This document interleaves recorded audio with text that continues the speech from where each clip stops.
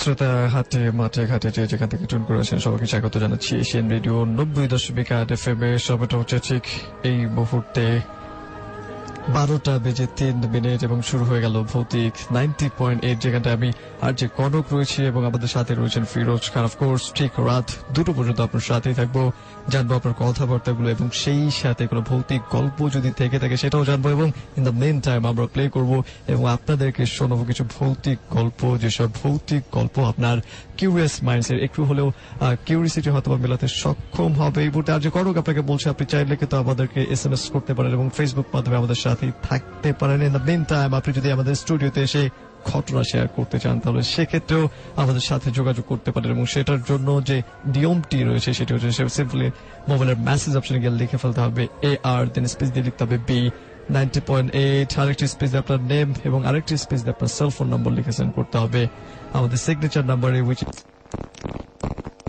Show চলাকালীন সময়ে আপনার কোন ব্যাপারটা বেশি ভালো লাগছে, ইনফ্যাক্ট কোন জিনিসটা খারাপ লাগছে, এবং চাইলে কিন্তু আপনি আমাদেরকে জানাতে পারেন কোন গল্পটা বেশি ভালো এবং কোন গল্পটা বেশি রকমের মন্দ, কিংবা কোনটা বিশ্বাসযোগ্য এবং কোনটা অবিশ্বাস্য। অবশ্যই সেটার জন্য আপনাকে দুটি মাধ্যমে আমাদের সাথে জয়েন করতে হবে, একটি হচ্ছে SMS এর মাধ্যমে এবং আরেকটি হচ্ছে ফেসবুকে লিখতে হলে অবশ্যই যেতে হবে facebook.com/asianradio, এবং সেখানটায় যে পোস্টে দেওয়া রয়েছে সেই পোস্টে লাইক দিয়ে তারপর আপনার কমেন্ট করবেন এবং শেয়ার করবেন যাতে আপনার বন্ধুরা মিস না করে ফেলে, এবং SMS মাধ্যমে। আর SMS করতে হলে আমাদেরকে মোবাইলের মেসেজ অপশনে গিয়ে প্রথমে লিখুন AR স্পেস আপনার নাম স্পেস আপনার লোকেশন স্পেস আপনার কথাবার্তাগুলো লিখে পাঠিয়ে দিবেন 2323 নাম্বারটিতে। এন্ড অফ কোর্স আমরা শুরুতে একটা গল্প শুনবো, যে গল্পটা আপনাদের ভেতর থেকে আমাদেরকে একজন শ্রোতা লিখে পাঠিয়েছেন। আপনিও যদি চান আপনার জানা ঘটনাটি আমরা অন এয়ার করি ভৌতিক 90.8 তাহলে অবশ্যই আপনার ঘটনাগুলো আমাদেরকে ইনবক্স করতে হবে ভৌতিকের পেজে, এবং সেটার অ্যাড্রেসটি হচ্ছে facebook.com/ভৌতিক90.8, এবং সেই ঠিকানায় গেলে একটি পেজ পাবেন। সেই পেজটাতে আপনি আমাদেরকে লিখে জানাতে পারেন আপনার ঘটনাগুলো। ইনবক্স করে দিলে অবশ্যই আমরা সেটি রেকর্ড করে শোনাবার চেষ্টা করবো। ইন দ্য মেন টাইম আমরা এই মুহূর্তে চলে যাচ্ছি প্রথম ঘটনাতে। ঘটনাটা শুনে ফিরে আসি, সাথে থাকুন, শুনতে থাকুন এশিয়ান রেডিও 90.8 FM।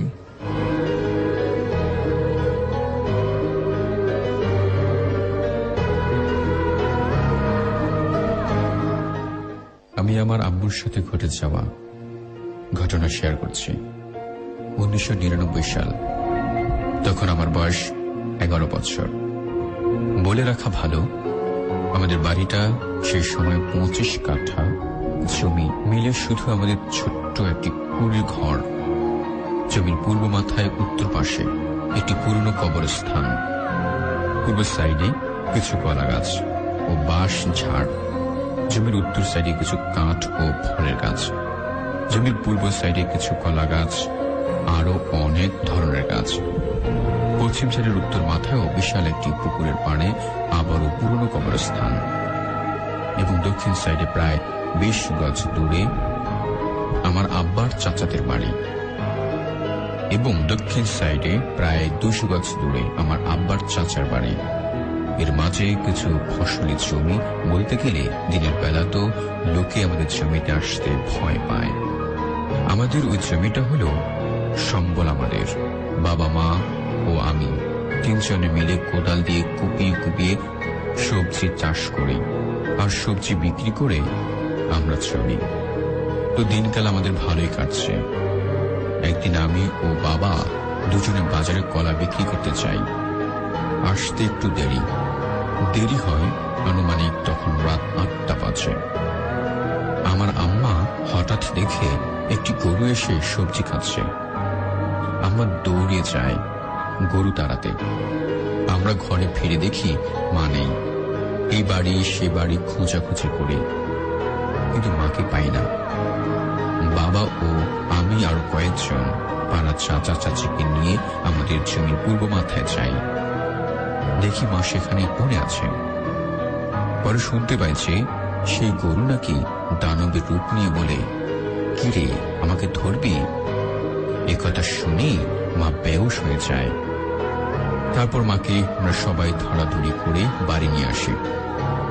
কয়েকদিন যোগেশ গোয়াল নামের একজন হিন্দু কবিরাজের চিকিৎসা চালায়, মোটামুটি ভালো হয়।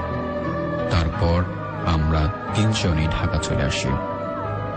এখনো মাঝে মাঝে মাকে নিয়ে চিন্তায় পড়ে যাই। আরো নানা রকমের ঘটনা ঘটে।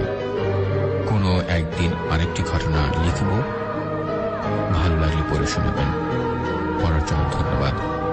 আমি তসলিম।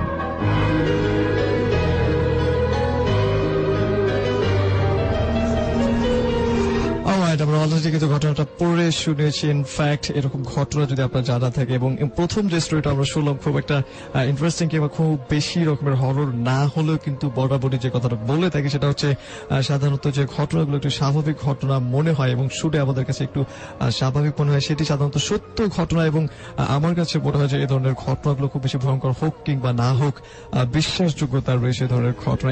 এনিওয়েজ, আমরা এই মুহূর্তে ফেসবুকে যদি চলে যাই, সেখানটা দেখতে পাচ্ছি আমাদের একটি পোস্ট দেওয়া রয়েছে facebook.com/asianradio সেই ঠিকানা। এবং প্রথমের যে পোস্টটি উইচ ইজ ভৌতিকের পেজ, ভৌতিকের যে পোস্ট, সেই পোস্টে আপনি চাইলে কিন্তু কমেন্ট করতে পারেন, আমি সেটা অনেক করবার চেষ্টা করবো। ইমন আহমেদ মাহাদি আমার সাথে রয়েছেন এই মুহূর্তে ইস্তিয়াক আহমেদ, ফারদিন শিকদার, সজীব আমাদের সাথে রয়েছেন আমাদের সাথে ফরহাদুল ইসলাম শিহাব রয়েছেন আমাদের সাথে, ইমন এবং সীমান্ত হৃদয়, কনক এবং ফিরোজ খান আপনার সাথে রয়েছে। SMS মাধ্যমে আমাদের সাথে কে রয়েছেন?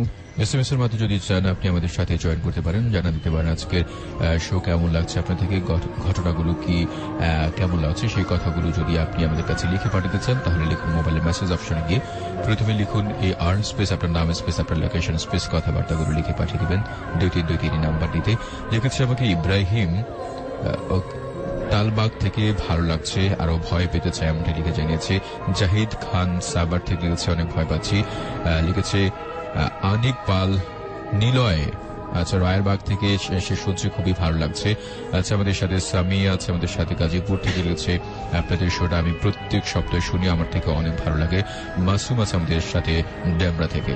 এনিওয়েজ, ঠিক একইভাবে আপনি চাইলে আমাদেরকে SMS করবেন এবং ফেসবুকে লিখবেন facebook.com/asianradio সেই ঠিকানা। আমরা চলে যাবো সেকেন্ড স্টোরিতে, এবং সেকেন্ড স্টোরিটা শুনতে শুনতে আপনার কথাবার্তাগুলো আমাদেরকে লিখুন। আরেকবার মনে করিয়ে দিচ্ছি, যদি স্টুডিওতে সে ঘটনা শেয়ার করতে চান তাহলে অবশ্যই মোবাইলের মেসেজ অপশনে গিয়ে লিখবেন AR, দেন স্পেস দিয়ে লিখে ফেলতে হবে B90.8, আরেকটি স্পেস দিয়ে আপনার নাম এবং আপনার মোবাইল নাম্বার লিখে সেন্ড করতে হবে 2323 এই নাম্বারটায়।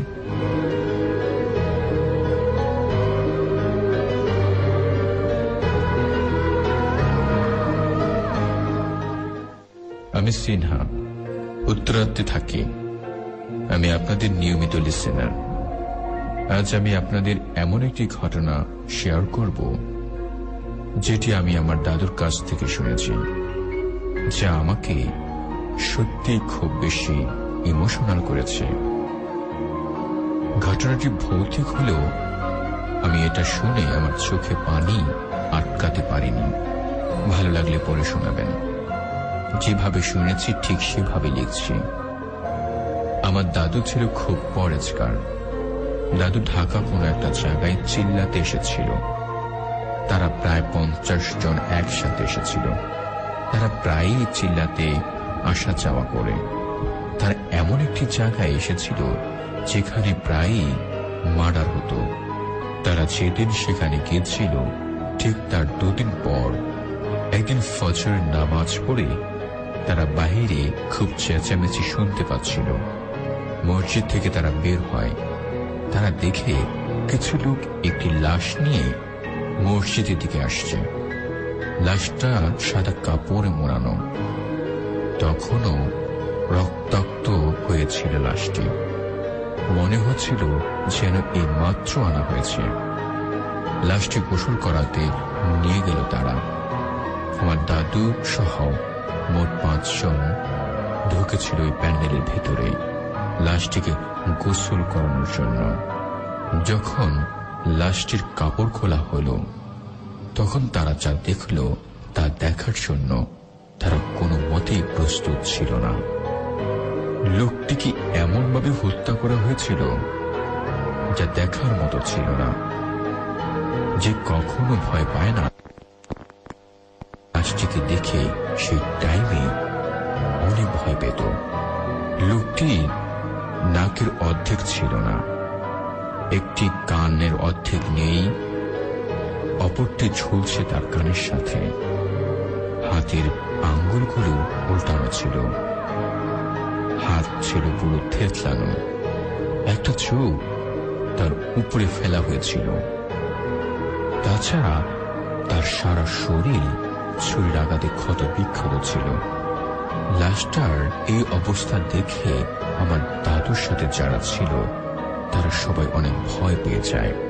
এক পর্যায়ে তারা সবাই সাথে সাথে লাশটাকে রেখে বাইরে চলে যায়।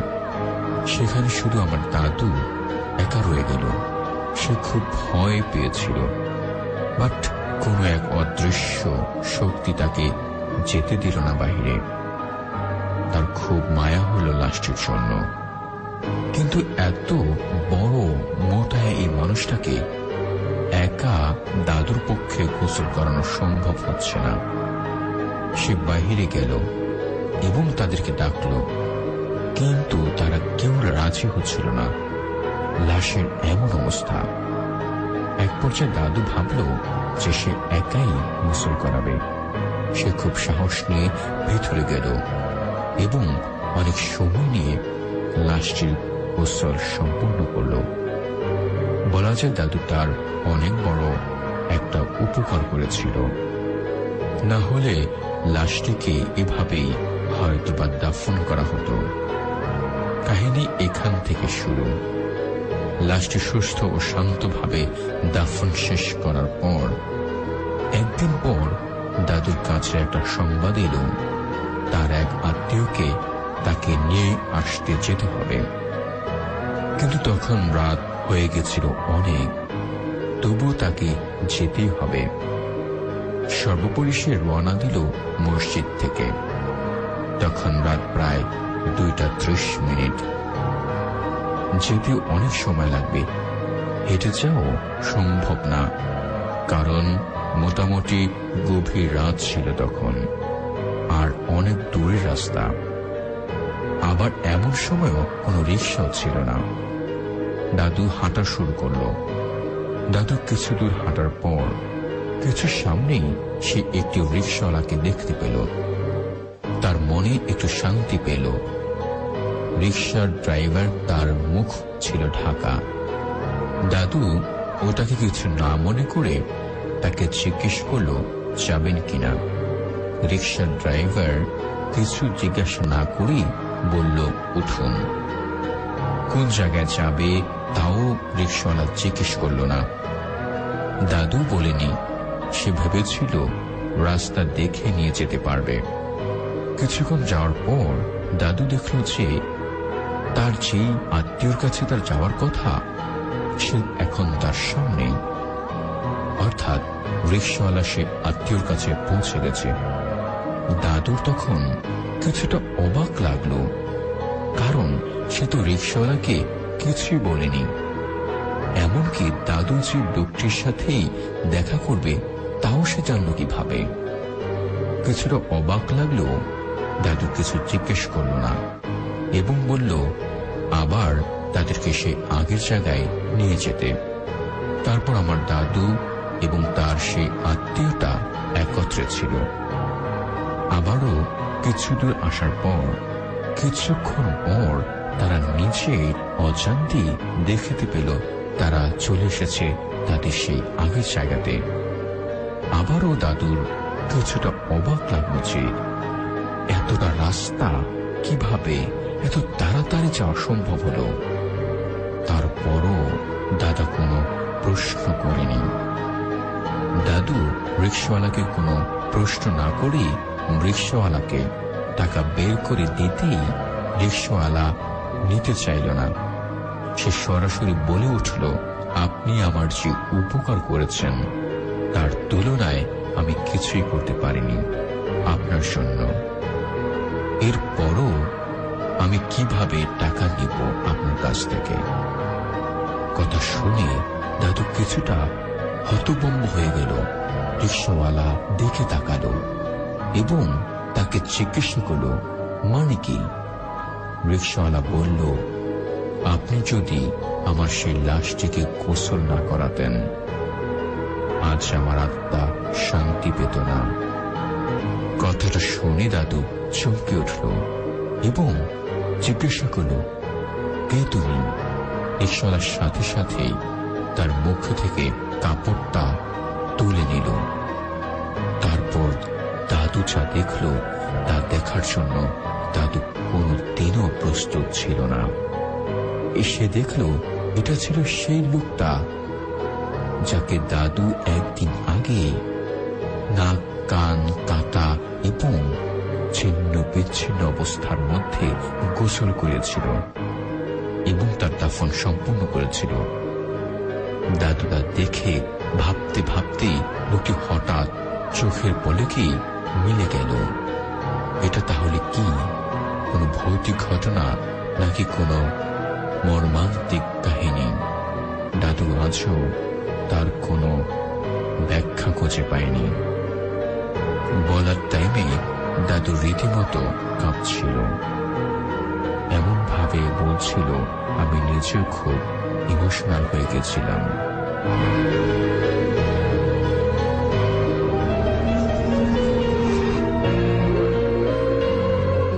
আমরা আরেকটা গল্প শুনে ফেললাম এবং এই গল্পটা শুনে কিন্তু আমার নিজের কাছেও অনেক বেশি রকমের ভয়ঙ্কর একটা অনুভূতি ফিল করতে পেরেছি। ইনফ্যাক্ট আপনার কেমন লাগছে সেই কথাবার্তাগুলো কিন্তু আপনি চাইলে আমাদেরকে লিখে পাঠাতে পারেন। সেটার জন্য মোবাইলের মেসেজ অপশনে গিয়ে AR লিখে স্পেস দিবেন, আপনার নাম, ঠিকানা এবং কথাবার্তাগুলো লিখে সেন্ড করবেন 2323 এই নাম্বারটা। এবং এই এপিসোডে আপনাদের সবার জন্য একটি সুখবর হচ্ছে, আমরা সাহিত্যিক যে ভৌতিক গল্পগুলো আমরা সাধারণত রেকর্ড করে আপনাদেরকে নাটকীয় স্টাইলে প্রেজেন্স করে থাকি, সেই সাহিত্যিক গল্পগুলো এখন থেকে আমরা ছেড়ে দেব শুধুমাত্র শ্রোতাদের হাতে। বিকজ আমরা যে ছোট গল্পের ব্যাপারে আপনাদের কাছ থেকে যতবার আবেদন করেছি, আপনারা এত বেশি সাড়া দিয়েছেন যেটা সত্যি অনেক বেশি অবিশ্বাস্য ছিল এবং প্রত্যাশার থেকে অনেক বেশি প্রাপ্তি ছিল। দ্যাটস ওয়াই আমরা এবার সিদ্ধান্ত নিয়েছি, আপনারা যদি বড় কোনো লেখক থেকে থাকেন যারা সাহিত্যিক টাইপের লেখালেখি করে থাকেন এবং প্রচুর ভূতের গল্প লিখেছেন, তারা আমাদেরকে ইনবক্স করতে পারেন আমাদের ইমেইলে। আমরা সেই ঘটনাগুলো অবশ্যই নাটকীয় ভঙ্গিমা একটা নাটিকা আকারে আপনাদের কাছে প্রকাশ করবার চেষ্টা করব। এবং SMS মাধ্যমে আপনি চাইলে আমাদেরকে লিখতে পারেন যে হ্যাঁ, আমার কাছে এরকম গল্প রয়েছে এবং সেই গল্পগুলো সরাসরি আপনাদের অফিসে নিয়ে আসতে চাই। সেটার জন্য অবশ্যই আপনাকে SMS করতে হবে, সেটি লিখে যে আমি বড় গল্প লিখতে চাই। দেন সবার আগে ARটা লিখে নেবেন, তারপর লিখবেন B90.8 এবং তারপর বড় গল্প লিখতে চান যে সে কথাটা লিখে আপনার মোবাইল নাম্বারটা টাইপ করে দেন, সেন্ড করবেন 2323 নাম্বারটা। এবং তাদের গল্পগুলো এবং তাদেরকে হয়তো বা বেশি ইনভাইট করা হবে আমাদের অফিসে, যারা সর্বোচ্চ SMS করবেন। এমডি সাব্বির রয়েছেন আমার সাথে ফেসবুকে, লিখেছেন আমি শুনছি ইমন আহমেদ মাহাদি বলছেন আমাদেরকে ফার্স্ট স্টোরিটা অস্থির ছিল, এমনটাই আপনি জানিয়েছেন। ইনফ্যাক্ট ফার্স্ট স্টোরি থেকে আমার কাছে কিন্তু সেকেন্ড স্টোরিটা একটু বেশি ভালো লেগেছে। লিখেছেন আমাদেরকে শাহিন মোল্লা, গরুর কাহিনীটা ভালো ছিল। এক্স্যাক্টলি এমডি জোনায়েদ লিখেছেন আমাদেরকে ভালো লাগছে। অবশ্যই আপনাদের মতামতগুলো চাইলে আমাদেরকে ফেসবুকে লিখতে পারেন, সেটার জন্য facebook.com/asianradio চলে যেতে হবে সেই ঠিকানায়। আর SMS মাধ্যমে যারা জড়িয়েছেন আমার সাথে, SMS এর মাধ্যমে আমাদের সাথে এই মুহূর্তে জয়েন করেছে হৃদয় খান যাত্রাবাড়ি থেকে। ভৌতিক is a best horror show, এমনটাই লিখে জানিয়েছে। আমাদের সৈকত ফ্রম উত্তরা থেকে আজকের গল্পগুলো অনেক ভালো লাগছে। রকিবুল ড্যামরা থেকে লিখেছে অনেক ভালো লাগছে। তামিম কুরিল থেকে লিখেছে আমি আর আমার ওয়াইফ ইয়াসমিন শুনছি, খুব ভয় পাচ্ছি এবং ব্যাকগ্রাউন্ড মিউজিকের কথা বলছে সেটা অনেক ভয়ঙ্কর, এমনটা লিখেছে। আশিক কুমিল্লা থেকে ভাইয়া আমি নতুন বন্ধু এবং শুনছে, আপনাকে স্বাগত জানাচ্ছি ভৌতিক 90.8-এ। লিখেছে এমডি তারেক আজিজ হাজারিবাগ থেকে, গল্পগুলো অনেক নাইস, এমনটা লিখেছে। ডিজে লিসান আমাদের সাথে আছে, গল্পগুলো খুব ভয়ঙ্কর লাগছে, এমনটাই লিখে জানিয়েছে। এবং এমডি করে আপনি আপনার মতামতগুলো জানাবেন আমাদেরকে SMS মাধ্যমে এবং ফেসবুক মাধ্যমে। ঠিক এই মুহূর্তে চলে যাবো আরেকটা গল্পে, যে গল্পটা আরেকবার মনে করে দিচ্ছি, শুধুমাত্র আপনারা আমাদেরকে লিখে পাঠান এবং আমরা সেটা পড়ে শোনানোর চেষ্টা করি। গল্পগুলো আমাদেরকে পাঠাচ্ছেন facebook.com/ভৌতিক90.8 এই পেজের ইনবক্স করে, এবং অবশ্যই আপনার গল্পগুলোর মধ্য থেকেই আমরা অন এয়ার করছি বিগত এপিসোডগুলো। এবং আজকে থেকে এই মুহূর্তে তেমন আরেকটা গল্প আমরা শুনে ফিরছি একটু পর।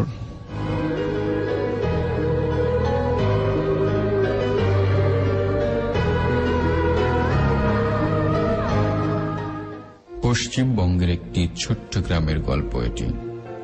আসলে গল্প না বলে এটি সত্য ঘটনা বলা যেতে পারে। আজ থেকে প্রায় 50-60 বছর আগের কথা। গ্রামটির 80% মানুষের জীবিকা নির্বাহের প্রধান উৎস ছিল কৃষিকাজ। গ্রামটি বেশ সচ্ছল ছিল। এই গ্রামের এক প্রান্তে একটি মাঠ ছিল, আর মাঠের পাশে ছিল বিশাল এবং 100 বছর পুরনো একটি আম গাছ। আসলে 100 বছর পুরনো বলাটা হয়তো ভুল হতে পারে, কারণ ওইটা কত পুরনো ছিল তা হয়তো গ্রামের সবচেয়ে প্রবীণ ব্যক্তিটিও বলতে পারে না। গাছটির গোড়ায় বেশ বড় একটি কোটর ছিল, আর ওই কোটরে বাস করত এক পাগল। সবসময় সে কোটের ভেতরই থাকত। যখন তার খাবারের দরকার হতো শুধু সে তখন বের হতো। গ্রামের কাউকেই সে কোনো রকম জ্বালাতন করত না, আর গ্রামের সবাই তাকে খাবার দিত। সে জ্বালাতন করত না বলে কেউ তাকে কখনো ধারতেও যেত না। মাঝে অলস্য গ্রামের কিছু দস্যি ছেলে দেখতে গিয়েছিল যে সে আসলে সারাদিন গাছের কোটরে কি করে, কিন্তু তারা দেখতে পায় সে সব সময় বসে থাকে। তো তাদের অতি উৎসাহে ভাতা পড়ে, তারা আর দেখতে চায় না। তো এভাবেই সবাই বেশ শান্তিতে দিন কাটাচ্ছিল। একদিন গ্রামের কিছু গুরুজন সবাইকে ডেকে সিদ্ধান্ত নিল যে আমরা তো আল্লাহর রহমতে সবাই বেশ সচ্ছল, তাই সবাই মিলে গ্রামে একটি মাহফিলের আয়োজন করি। এখানে একটি কথা বলা হয়নি, গ্রামটি পশ্চিমবঙ্গের হলেও এটি মূলত ছিল মুসলিম প্রধান, তাই সবার কাছ থেকে চাঁদা তুলে মাহফিলের আয়োজন করা হলো। প্রধান বক্তা হিসেবে দাওয়াত দেওয়া হলো ফুরফুরা শরীফের বড় হুজুর সাহেবকে। নির্দিষ্ট দিনের যথারীতি মাহফিল শুরু হয়ে গেল। অনেকেই হয়তো দেখে থাকতে পারেন যে মাহফিলকে কেন্দ্র করে মাহফিলের আশেপাশে বেশ কিছু ছোট ছোট খাবারের দোকান, মনিহারি দোকান বসে। এখানেও এর ব্যতিক্রম হল না। বড় হুজুর কেবল যখন স্টেজে উঠল, ঠিক ওই সময় সে পাগলটি মাহফিলে প্রবেশ করল এবং এটি খাবারের দোকানের সামনে যেয়ে হাত পেতে খাবার চাইল। দোকানে তখন জিলাপি ভাত ছিল। দোকানি তাকে না দেখার ভান করল, পাগলটি আবার চাইল। এভাবে ৩-৪ বার চাওয়ার পর দোকানি রাগ হয়ে কড়াই থেকে ফুটন্ত জিলাপি তার হাতের উপরে ছেড়ে দিল। তখন পাগলটি চিৎকার করে উঠল, চলে গেল, চলে গেল। পাগলটি তখন ঘুরে দাঁড়াতে লাগলো আর চিৎকার করে বলতে লাগলো, চলে গেল, পুড়ে গেল, সবকিছু জ্বলে পুড়ে শেষ হয়ে যাবে। তার এই কথাগুলি বড় হুজুরের কানে গেল। তিনি সঙ্গে সঙ্গে কমিটির লোক পাঠালো ঘটনা কি হয়েছে জানার জন্য। তারা এসে সব জানল। সব শুনে হুজুর তাদেরকে বললেন, সব সামিয়ানা কি তোমাদের ভাড়া করা? যদি তাই হয় তাহলে যেগুলি দামি সেগুলি দ্রুত খুলে ফেলো আর সবাইকে সরে যেতে বলো। আর ওই পাগল কোথায় থাকে যে জানে, আমার সাথে আসো। দেরি হয়ে গেলে অনেক বড় ক্ষতি হয়ে যাবে। তো হুজুর আম গাছটার কাছে যখন গেলেন তখন দেখলেন কোটার শূন্য, ওখানে কেউ নেই। এদিকে ৪-৫টি ছামিয়ানা খুলতে না খুলতেই সেই দোকান থেকে কিভাবে যেন আগুন লেগে গেল, আর সঙ্গে সঙ্গে আগুন চারপাশে ছড়িয়ে গেল। সেই আগুনে আর কারো কোনো ক্ষতি না হলেও শুধুমাত্র সেই দোকানটি বাঁচাতে পারল না, পুড়ে গেল। তবে হুজুরের কাছ থেকে জানা গেল যে সে কোন সাধারণ পাগল ছিল না, সে ছিল আল্লাহর পাগল, যে শুধু ওই কোটরে বসে আল্লাহর ধ্যানে মশগুল থাকত।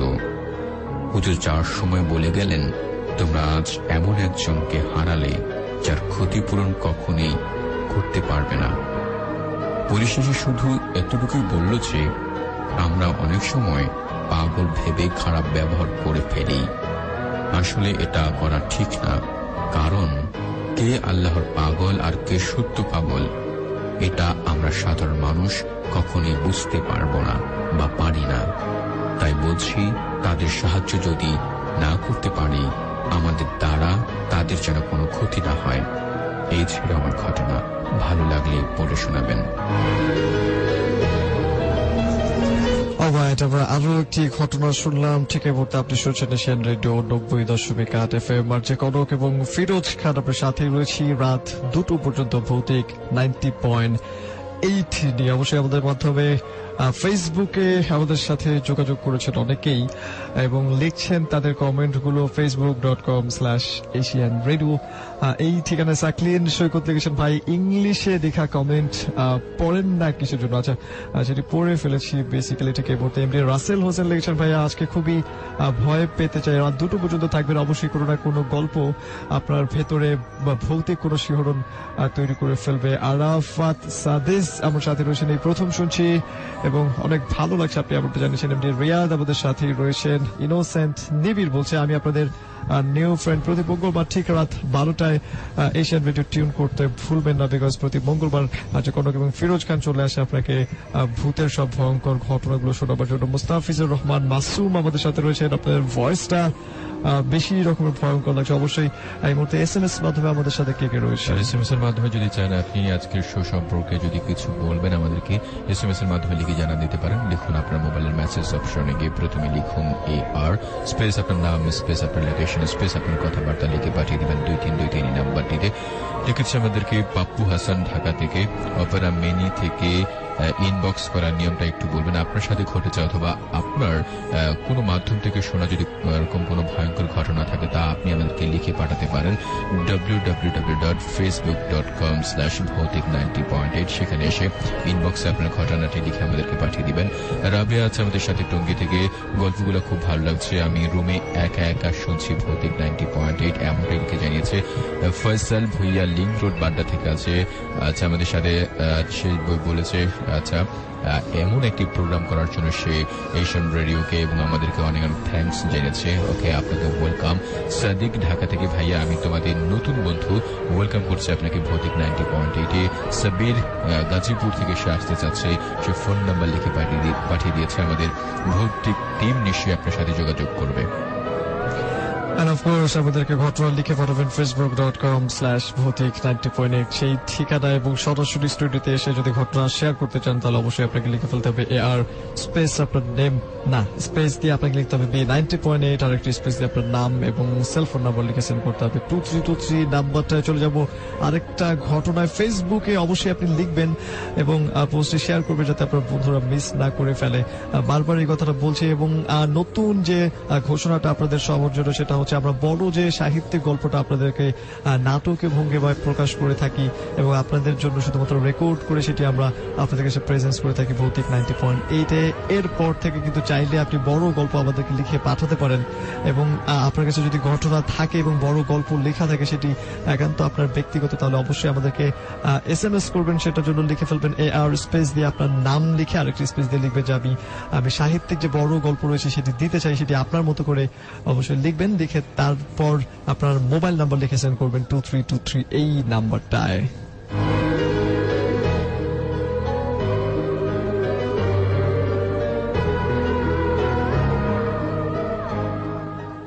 ভাইয়া আমি ধানমন্ডি থেকে বলছি। কাহিনীটা আমার গ্রামের কাহিনী। আমার গ্রামের বাড়ি টাঙ্গাইল জেলার মির্জাপুর থানায়। আমার পরিবার 2002 সালে হঠাৎ করে গ্রামে শিফট হয়ে যায়। তখন আমার বাবা গ্রামের সপ্তাহে একবার যেত। তো এক সপ্তাহের বৃহস্পতিবার আব্বু ঢাকা থেকে বের হলে বৃষ্টি শুরু হয়ে যায়। আব্বু মির্জাপুর নেমে বংশাই নদী থেকে রাত 12টায় জেলেদের কাছ থেকে একটা বড় মাছ কিনে। তারপর আমাকে ফোন দিয়ে বলে, আব্বু তুমি ঘুমিও না, আমি তোমার জন্য বড় মাছ কিনে আসছি। তারপর আব্বুর আসার কথা 20 মিনিটের মধ্যে, কিন্তু 1 ঘন্টা পর আব্বু বাড়ির সামনে এসে উপস্থিত হয়। আমি কাছে যাইতে চাইলে আমাকে ধমক দেয়। তারপর আমি রুমে চলে যাই। আব্বু সাবান দিয়ে 10 বার গোসল করলো। তারপর আমার ও দাদির কাছে এসে বসলো এবং বলল দাদিকে, আমি নদী থেকে মাছ কেনার পর বৃষ্টির জন্য রিক্সা না পেয়ে হাঁটতে শুরু করি। তারপর এক জঙ্গলের কাছে এসে বুঝতে পারি আমার পেছনে পেছনে কেউ আসছে। আমি পিছনে তাকিয়ে আর কিছু দেখতে পাই না। সামনে তাকাতেই এক বাতাস আমার গায়ে লাগে। আমি হুমড়ি খেয়ে পড়ে যাই আর কানে কানে বলছে, মাছটা দে, না হয় তুই শেষ। আমি তবুও দেই নাই। তারপর আমার শরীরে এক ধরনের আইস আইস গন্ধের থুথু আসতে থাকে। আমি যখন বাড়ির কাছে আসি তখন বলল, একটুর জন্য বাইসা গেলি। আর কিছুক্ষণ পর বুঝতে পারলাম যে আমার পেছনে যে জিনিসটা আসতে ছিল সেটা আর নেই। এই ছিল আমার কাছে ঘটনা। ভালো লাগলে পড়ে শোনাবেন।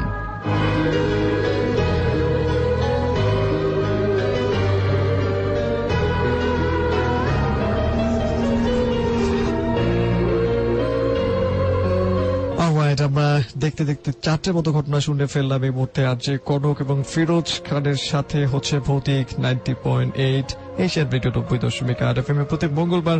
অবশ্যই টিউন করতে ভুলবেন না। ফেসবুক মাধ্যমে আমাদেরকে লিখবেন facebook.com/Asian Radio সেই ঠিকানা, এবং সেখানে যে পোস্টটি দেওয়া রয়েছে সেই পোস্টটি লাইক দিয়ে কমেন্ট করবেন, যাতে করে আপনার কমেন্টটি আমরা পড়তে পারি, এবং চাইলে শেয়ার করতে পারেন যাতে আপনার বন্ধুরা মিস না করে ফেলে। কেরানীগঞ্জ কদমতলী থেকে লিখেছেন আমাদেরকে মুন্না, লিখেছেন আজকে ভয়ঙ্কর ঘটনা হতে হবে কারণ আপনারা বরাবরই first. Thank you so much Mohammad Munna, আপনি আমাদেরকে এই মূল্যবান কমেন্টটি করেছেন সেটার জন্য। এবং আমরা ট্রাই করব যাতে আমাদের প্রোগ্রামটাকে আরো বেশি মানসম্মত করা যায়, এবং যতগুলো ভৌতিক শো রয়েছে তাদের থেকে অনেক বেশি ভালো করবো। অ্যাঞ্জেল ইভা রয়েছেন আমাদের সাথে। ভাইজান, আপনাদের প্রোগ্রাম শুনছি, নিয়মিত একজন শ্রোতা আপনি, প্রতি মঙ্গলবারই আপনি লেখার চেষ্টা করেন এবং আপনাকে পাওয়া যায়। অসংখ্য ধন্যবাদ আপনাকে। এমডি শানপরান মিয়া লিখেছেন আমাদেরকে ভালুকা মোহাম্মদ সিং থেকে, আমিনা খাতুন, সুরঞ্জনা সহ আর অনেক কিছু লিখেছেন আপনি।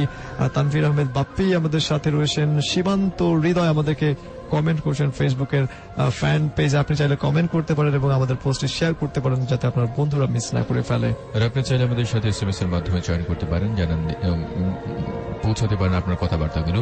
লিখুন আপনার মোবাইলের মেসেজ অপশনে গিয়ে প্রথমে লিখুন AR স্পেস আপনার নাম স্পেস আপনার লোকেশন স্পেস আপনার কথাবার্তাগুলো লিখে পাঠিয়ে দিবেন 2323 এই নাম্বারটিতে। লিখেছে মাহাদি গাজীপুর থেকে, ঘটনাগুলো সত্যি অনেক ভয়ঙ্কর এবং খুব ভালো লাগছে। রাহান ওয়ারি থেকে আছে, অনেক ভালো লাগছে, আজ প্রথম SMS করলাম, ওয়েলকাম করছে আপনাকে ভৌতিক 90.8। লিখেছে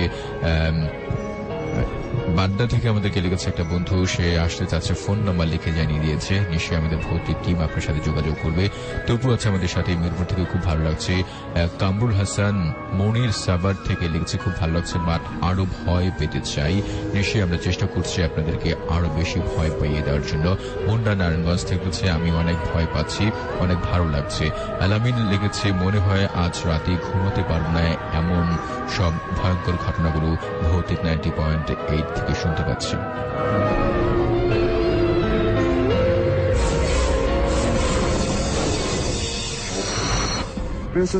ভৌতিক 90.8 করতে আমাদের সাথে একজন শ্রোতা রয়েছেন, তার কাছ থেকে আমরা শুনবো তার জীবনের ঘটনা। সবার আগে আপনি আপনার নামটা বলুন। আমি সাকোয়াত হাজিগঞ্জ চাঁদপুর থেকে এসেছি, থাকি রামপুরাতে, স্টুডেন্ট, এবার BBA তে ফার্স্ট ইয়ার। আমি যে কাহিনীটা নিয়ে আসছি সেটা আমার মানে জন্মের আগ থেকে শুনে আসছি, তো সেই ইয়েটা মানে অলৌকিক যে সক্ষম ইয়েটা মানে ওই আপনি বেসিক্যালি যে ঘটনাটা শেয়ার করবেন সেটা কি অশরীরী সম্পৃক্ত কোনো ব্যাপার? তো তাই তো, অশরীর বলতে আমার সাথে মানে প্রায় দেখা দেয়, বা এই কাহিনীটা আমি আমার জন্মের আগে যখন ঘটছিল আমার দাদুর সাথে, তখন মানে দাদা থেকে শুনছিলাম। তো দাদু বলছিল যে আমার দাদাকে যখন জন্ম হয়েছিল তখন ওই ইয়েটা মানে আমার দাদার মাকে ইয়ে করছিল ওই দিন রাত্রে, যেদিন প্রসব হয়েছিল আমার দাদু, তো তখন থেকে ওই ইয়েটা আমার দাদার সাথে ছিল। যখন আমার দাদা, মূল ব্যাপার হচ্ছে আপনার দাদা যখন জন্মগ্রহণ করেন সেদিন থেকেই আপনি যে ঘটনাটা শেয়ার করবেন সেটা সূত্রপাত। যে আচ্ছা, অলরাইট, আমরা সেই ঘটনা শুনবো অবশ্যই, এবং সেটা খুব বেশি রকমের ইন্টারেস্টিং এবং ভৌতিক হবে আমি আশা করছি। ইন দ্য মেইন টাইম আপনি চাইলে কিন্তু আমাদেরকে SMS করতে পারেন। SMS এর অপশনে চলে গিয়ে লিখে ফেলতে হবে AR স্পেস দিয়ে নাম স্পেস দিয়ে আপনার লোকেশন, এবং তারপর আপনার কথাবার্তাগুলো লিখে সেন্ড করতে হবে 2323 এই নাম্বারটা। এবং সরাসরি স্টুডিওতে এসে যদি আপনার ঘটনা আপনি বলে যেতে চান তাহলে অবশ্যই AR লিখে স্পেস দিয়ে B90.8 ডাইরেক্টলি স্পেস দিয়ে আপনার নাম এবং সেলফোন নাম্বার লিখে সেন্ড করতে হবে 2323 নাম্বারটা। আমরা শুরু করি তাহলে আজকের ঘটনা। আচ্ছা, তারপরে ঘটনা হলে কি আমার দাদু থেকে শুনে আর কি, আমার দাদা তখন ওই মানে আমরা গায়ে ছিলাম, তো তখন ওখানে নৌকা আর কি, আমার দাদু নৌকার মাঝে ছিল, তো নৌকা অনেক রাত ইয়ে করতো মানে চালাতো, তো আমার দাদাকে অনেক মানে কোনো খারাপ কিছু করতো না, ওনার সাথেই থাকতো আর কি, ওনার হেল্প করতো অনেক ধরনের। তো হেল্প করার পরে গিয়ে ওই এ পর্যন্ত আমার দাদা কোনো কিছু করে নাই। তো আমার দাদাকে সারা জীবন ইয়ে করছে, মানে কেয়ার করছে, কেয়ার করে নিয়ে চলছে। তারপরে আমার দাদা মারা গেছে, মারা যাওয়ার পরে আর মানে ওই ইয়েগুলোকে জিনগুলোকে আর দেখা যায়নি। আচ্ছা, তো আমার লাইফ শুরু হয়েছিল 1995 থেকে আর কি। আচ্ছা, তো যখন আমার মানে বয়স 4 দিন, তখন ওই ওই ভূতটা আমার ওই সাপ হয়ে আর কি আসছিল। তো যেই পানি দিয়ে আমাকে গোসল করাবে, তো ওই পানির কলসি থেকে বাড়াইছিল আর কি। বাড়ার পরে আমার নানুর কুল আমি ছিলাম, ছেড়ার পরে আমার নানি আর কি আমাকে নিয়ে ওই চোখের উপর উঠে যায়। তারপর সাপটা আমার পায়ের কিনার দিয়ে, আমি চোখের উপরে ছিলাম তো আমার পায়ের কিনার দিকে এসে চালে মানে এই ঘরে চালে উঠে যায়। উঠে যাওয়ার পরে আর এটাকে আর কেউ দেখে নাই। তারপর ধীরে ধীরে আমি বড় হচ্ছি। তখন 1998 বন্যার সময় যে আমাদের ওখানে অনেক মানে গ্রাম অঞ্চল, তো ওখানে অনেক প্লাবিত হয়, একদম তলিয়ে যায় এই অবস্থায়। আচ্ছা, বন্যা কবলিত এলাকা। জি জি। আচ্ছা, তারপরে গিয়ে এই আমি আর কি ওই বন্যার সময় মানে আমার আম্মু বলছিল যে আমি ওই মানে পানিতে আমার কেউ খুঁজে পাইতেছে না, তো ওই পাইতেছে না। তারপর মাছ আমাদের পুকুরে মাঝখানে দেখতেছে আমি ওই ধরুন একটা গাবলাতে একটা শিশুকে পানি নিয়ে বসালে যেমন করে থই থই করে না, খুব আনন্দ ফিল করে। তো আমি ওরকম করছি, কিন্তু আমি ঢুকতেছি না। আপনার বয়স তখন 3 বছর। হ্যাঁ, এরকম। তো আমি ঢুকতেছি না। তো ওরা তো খুব কনফিউজ হয়ে গেছে যে আমাকে তাড়াতাড়ি নিয়ে আসছে, কেউ ভয় নামে না, কিন্তু আমার বড় ভাইয়া উনি আমাকে নিয়ে আসছে আর কি। আসার পরে উনি যাওয়ার পরে ওখানে আর কিছু দেখে নাই, আর সবাই আমাকে নিয়ে খুব চিন্তিত ছিল যে কি এমন নিয়ে আসছে সে। এরপরে যাক আমি ধীরে ধীরে বড় হচ্ছি। তখন আমি ক্লাস 2000 সালে আর কি, তো কিন্ডারগার্টেনে ভর্তি হওয়ার পরে ওখানে আসা যাওয়া করি। তো যখন বন্যার সিজন আর কি, তখন আমার মেজো ভাইয়ের সাথে গেছিলাম। তারপরে সে ক্লাস 5-এ ছিল, তো আমি নার্সারিতে ছিলাম, সেই হিসাবে তার সাথে আসা যাওয়া করতাম। যখন সে এই মানে 5 সেন্টার দিয়ে দেয়, তারপর ওখান থেকে চলে আসে, তো আমার আর যাওয়া হয়নি। তো আমি আমাদের গ্রামের স্কুল প্রাইমারি স্কুলেতে ভর্তি হয়েছিলাম। তো এই যাইতে আছে, তো আমার সাথে কোনো আর দেখা হয়নি। তো ক্লাস 2-তে উঠছি, আর আমাদের বাড়ির ওই বাড়ির পাশেই গারুলি আসছে আর কি, সাপ ধরে যে। ও আসার পরে এই দিন বাজাইতে আছে, মানে উনি গন্ধ পাইছে যে এখানে কি বিষাক্ত বড় একটা সাপ আছে। আচ্ছা, যিনি সাপুরে ছিলেন তিনি গন্ধ পেয়েছেন। যে গন্ধ পাওয়ার পরে উনি আসছে, আসার পরে চারু কিনার দিয়ে ইয়ে করছে, করার পরে বিন বাজাইতে আছে। তখন আমি ক্লাসে মানে আমার স্কুলে ছিলাম, তো তখন আমি ঘুরে পড়ে গেছিলাম ওখানে। পরে আমার বাজায় আপনি মানে মাথা চক্কর দিয়ে উঠেছিল এরকম কোনো কিছু? মানে ঘুরে পড়ে গেছে, আমি আর কিছু বলতে পারবো না। তারপর আমার টিচাররা আমাকে অনেক ইয়ে করার পরে হুশা আনসারে এখান দিয়ে মানে আমার বাড়িতে এই মানে ওই গারুলিয়া তো কোন দিয়ে দিছে, দেওয়ার পরে ওরা আমাকে বাড়িতে নিয়ে আসছে, দেখে এই অবস্থা এখানে। তো আমার বাড়ির এরিয়ার ভিতরে ঢুকাইছে, আর আমার আবার জ্ঞান আসছে। আসার পরে মানে আতঙ্ক হলে যেমন চোখ মুখ সব খালি যায়, তেমন আমারও তো আমারে ওই গারুলে দেখে সে বুঝতে পারছে যে ওই আমার আসর করছিল, ওই যে সাপটা। মানে উনি যেটা ভাবছে সেটা তো সাপ না, আসলে এটা একটা ওই জিন সাপ যেমন বলে আর কি, ওই রকম। আচ্ছা। তো তখন তো আমি ক্লাস 2-তে পড়ি, 2002 সাল। তো তারপরে আমি আমাকে বাড়িতে আনার পরে মানে বাড়িতে আনে শোয়াইছে, শোয়ার পরে গিয়ে ওই সাপ গারুলে ও তো ওই বিন বাজাইতে আছে। বানার পরে আমি দাঁড়াই মানে শোয়া থেকে দাঁড়াইয়ে আমাদের ওই যেখানে বাজাইতে আছে, তখন ওই জায়গায় গেছিলাম। যাওয়ার পরে দেখতে আসছি যে ও বিন বাজাইতে আছে। ওখান যে মানে চারিদিক দিয়ে ওই একটা গাছ আছে, বলে রাখা ভালো যে আমাদের মানে কবরস্থানে একটা গাছ আছে, প্রায় 200 বছরের মতন গাছটার বয়স, পুরনো আছে, অনেক পুরনো। এটা কেউ উঠছে কিনা সন্দেহ নাই, মানে কেউ সব বলতে পারে না যে এই গাছে কেউ উঠছে কিনা, এমন অবস্থা আর কি এই গাছটা। তো এই গাছটা লাগবেন ফেটে যাচ্ছে, এমন অবস্থা হচ্ছে। তো গিয়ে ওই গারুলে তো বুঝতে পারছে যে এখানে কিছু একটা ভয়ঙ্কর জিনিস আছে, সে তো মাপ চাইতেছে বারবার, মানে এমন অবস্থা গেছে সে মানে হাত কেটে ফেলছে। আচ্ছা, কার কাছে মাপ চাচ্ছে সে? মানে এই গাছের সামনে দিয়ে মাপ চাইতেছে যে আমি চলে যাবো, আমাকে ছেড়ে দাও, আমি আর আসবো না। এমনি ছাড়ার পরে সে হাত কেটে ফেলছে। ডান হাত বাম হাত ওর হাত কেটে ফেলছে। সাপুরে যিনি ছিলেন। হ্যাঁ সাপুরে। আর সাপুরের যে দল ছিল ওরা তো ভয়ে একদম হয়ে গেছে। তারপরে কি করছে ওরা সব ইয়েতে উঠার পরে তাও সে মাপ চাইতে আছে। তারপর আমি ওই গাছের সামনে গেছিলাম, মানে আমি জানতাম না, তো আমার আম্মু করছিল আর কি, আমি এমন করছিলাম, তো আমি সে থেকে শুনছি আর কি। তো আমি ওই গাছের সামনে যাই, গাছটা আমি আবার কি হাত দিয়ে বুলাই দিচ্ছি, মুছে দিয়েছিলাম। তারপর ঠান্ডা হয়েছে আর কি। ঠান্ডা হওয়ার পরে আমি তখন আবার ঘুরে পড়ছি, ঘুরে পর আবার বাড়িতে আনছে। তারপর বুঝতে পারছি যে আমি তো স্কুলে ঘুরে পড়ছি, আমি এখানে কিভাবে আসলাম। আচ্ছা, এরপরে আপনার জ্ঞান আসছে। আচ্ছা, মাঝখানে একটু আপনাকে প্রশ্ন করতেই হবে, সেটা হচ্ছে গাছ সেই সাপুরের সাথে কিরকম রিয়াকশন করছিল? কিরকম রিয়াকশন করছে বলতে গাছের কাণ্ড ছিল 4টা, 4টা লাগেন 2 ভাগ হয়ে যাচ্ছে এমন অবস্থা আর কি। আর মানুষ তো আতঙ্ক একদম শেষে, এমন সিচুয়েশন কোনো সময় মানে মুখোমুখি হয় নাই। আর গাছের যে কাণ্ড ছিল সেই কাণ্ডগুলো ফেটে যাচ্ছে এমন অবস্থা, যেটা অস্বাভাবিক একটা ব্যাপার। আচ্ছা আচ্ছা। তারপরে আমি তো শুনি নাই, দেখি নাই, আমার শোনা কথা। তারপরে আমি বাড়ি যাওয়ার পরে বললাম যে আমাকে নিয়ে আসছে কে, তো বললো যে টিচাররা আনছে, আর এই ব্যাপার তুই এমন করছিস। বললাম কে না, তো এমনি আবার মানে আমি তো বুঝতে পারছি না যে আমার সাথে কি হচ্ছে। তারপরে যাক এমনি হওয়ার পরে ওই আমার আবার একটা অভ্যাস ছিল যে ছোটবেলা থেকে নামাজ পড়ি, তো সেই হিসাবে মসজিদে ফজর নামাজের সময় তো ভোরবেলায় দিতে হয়, তাই না? তো এই মসজিদে আমাদের মসজিদের পাশে আরেকটা কবরস্থান আছে, মানে পশ্চিম থেকে পূবে একটু ধরেন 5 মিনিট হাঁটলে আমাদের রাস্তা শেষ। তারপরে একটা খাল আছে, খালটার উপরে একটা ব্রিজ আছে, ব্রিজের ওই পারে মসজিদ, আর মসজিদের সামনে একটা কবরস্থান আছে। মানে মসজিদ আমাদের বাড়ির সোজাই, কিন্তু একটু ঘুরে যেতে হয় আর কি। আচ্ছা। তারপর ওখানে কবরস্থানে যেহেতু অনেক রিস্ক ব্যাপার, ওখানে মানে কি বলে অনেকে অনেক কিছু দেখছিল যে ওই কোরআন শরীফ পড়ে বা মুদ্রারা দ্বারা রয়েছে এমন অবস্থা, মানে ওর মুখোমুখি হয়েছিল। তো আমার তেমন একটা ভয় লাগতো না, ছোটবেলা থেকে আমি খুব ফ্রেশ, মানে ওই ফিল করতাম না। তারপরে আমি কি করলাম, যাক মসজিদে গেছি, যার পরে নামাজ শেষ বাড়িতে আসতেছি। তারপরে যেন কি আমার সাথে মানে ওই রোজ কি বিকালবেলা বা সন্ধ্যাবেলা এরকম কে জানে আমার ডাকে, শুধু আমার কবর দিকে ওখানে ডাকতে আসে। তো ডাক শুনে আমি আসতাম। এটা আরেকটা সময় আর কি, বিকেলের দিকের কথা। হ্যাঁ, বিকেলের ওই দিন না, ধরেন ক্লাস যখন 4-এ উঠছিলাম তখন হয়েছে ইয়েটা।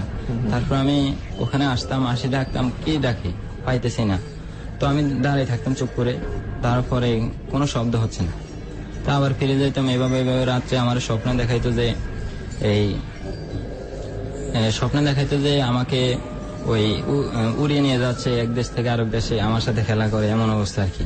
আমার ফ্রেন্ডলি একটা হয়ে গেছে তার সাথে। তো আমি আজ পর্যন্ত তাকে মানে তখন পর্যন্ত আমি তাকে দেখিনি। আচ্ছা। এটাকে তারপরে হলো গিয়ে যাকে এইভাবে আমি বড় হচ্ছি। ক্লাস 8-এ যখন ওই আমার JSC পরীক্ষা, তারপর আমি JSC পরীক্ষা দিব, তার প্রায় 1.5 মাস আগে আমার আব্বু আমার ডাক দিছিল যে পরীক্ষা তো আজ সামনে, তুই মানে রৌদ্র দিকে কেন খেলা করিস। এই জন্য আমি আসিনি। রাত্রে আমারে কি করছে, ওই লোয়ার লাইট আছে না, ওগুলা দিয়ে মানে শয়তান মানে আঘাত করতে চেয়েছিল, আমি মাথা নিচু করে ফেলছি। মাথা নিচু করছে, আমার ব্রেনটা একটা মানে চাপটা খাইছে, খারাপ মাথা ফেটে গেছে। ফেটে যাওয়ার পর আমি অজ্ঞান হয়ে গেলাম। আমাকে ডাক্তারের কাছে নিয়েছে। ওই দিন থেকে আমার আব্বুর মানে প্রচন্ড জ্বর আসছে। আমার আব্বুর আসার পরে বলে গিয়ে ও তো জ্বর থামে না, আর আমি তো হসপিটালে, আমি ওইসব জানি না। তো হসপিটালে আসার পরে আমি বাড়িতে আসি, দেখি আমার আব্বুর খুব করুণ অবস্থা, একদম শুকিয়ে কি অবস্থা হয়ে গেছে, খাওয়া দাওয়া কিছু করতে পারতেছে না। তো সূত্রপাত হচ্ছে আমার থেকে। তো আমি বুঝলাম যে আমাকে ডাকে হয়তো বা সে আমার মানে এটা হয়তো কোনো প্রতিশোধ টাইপের নিতে আসে বাবা থেকে, আপনাকে আঘাত করার কারণে তার উপরে এটা ভর করেছে। জি।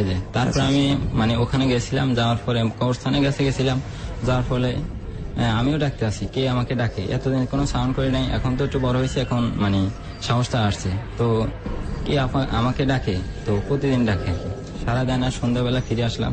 তো আমি ভাবলাম যে গভীর রাতে যাইলে হয়তো বা দেখতে পারি। তো যাওয়ার পরে গভীর রাত প্রায় 11:30, তখন আমি 10 সাল আর কি, 11:30। তো আমার একটা ফোন ছিল, তো ফোন সাথে ছিল, সাথে রাখে আমি মানে কবরস্থানের কাছে একটা আমাদের ঘাটলা আছে আর কি, ওখানে আমি বসে রয়েছি।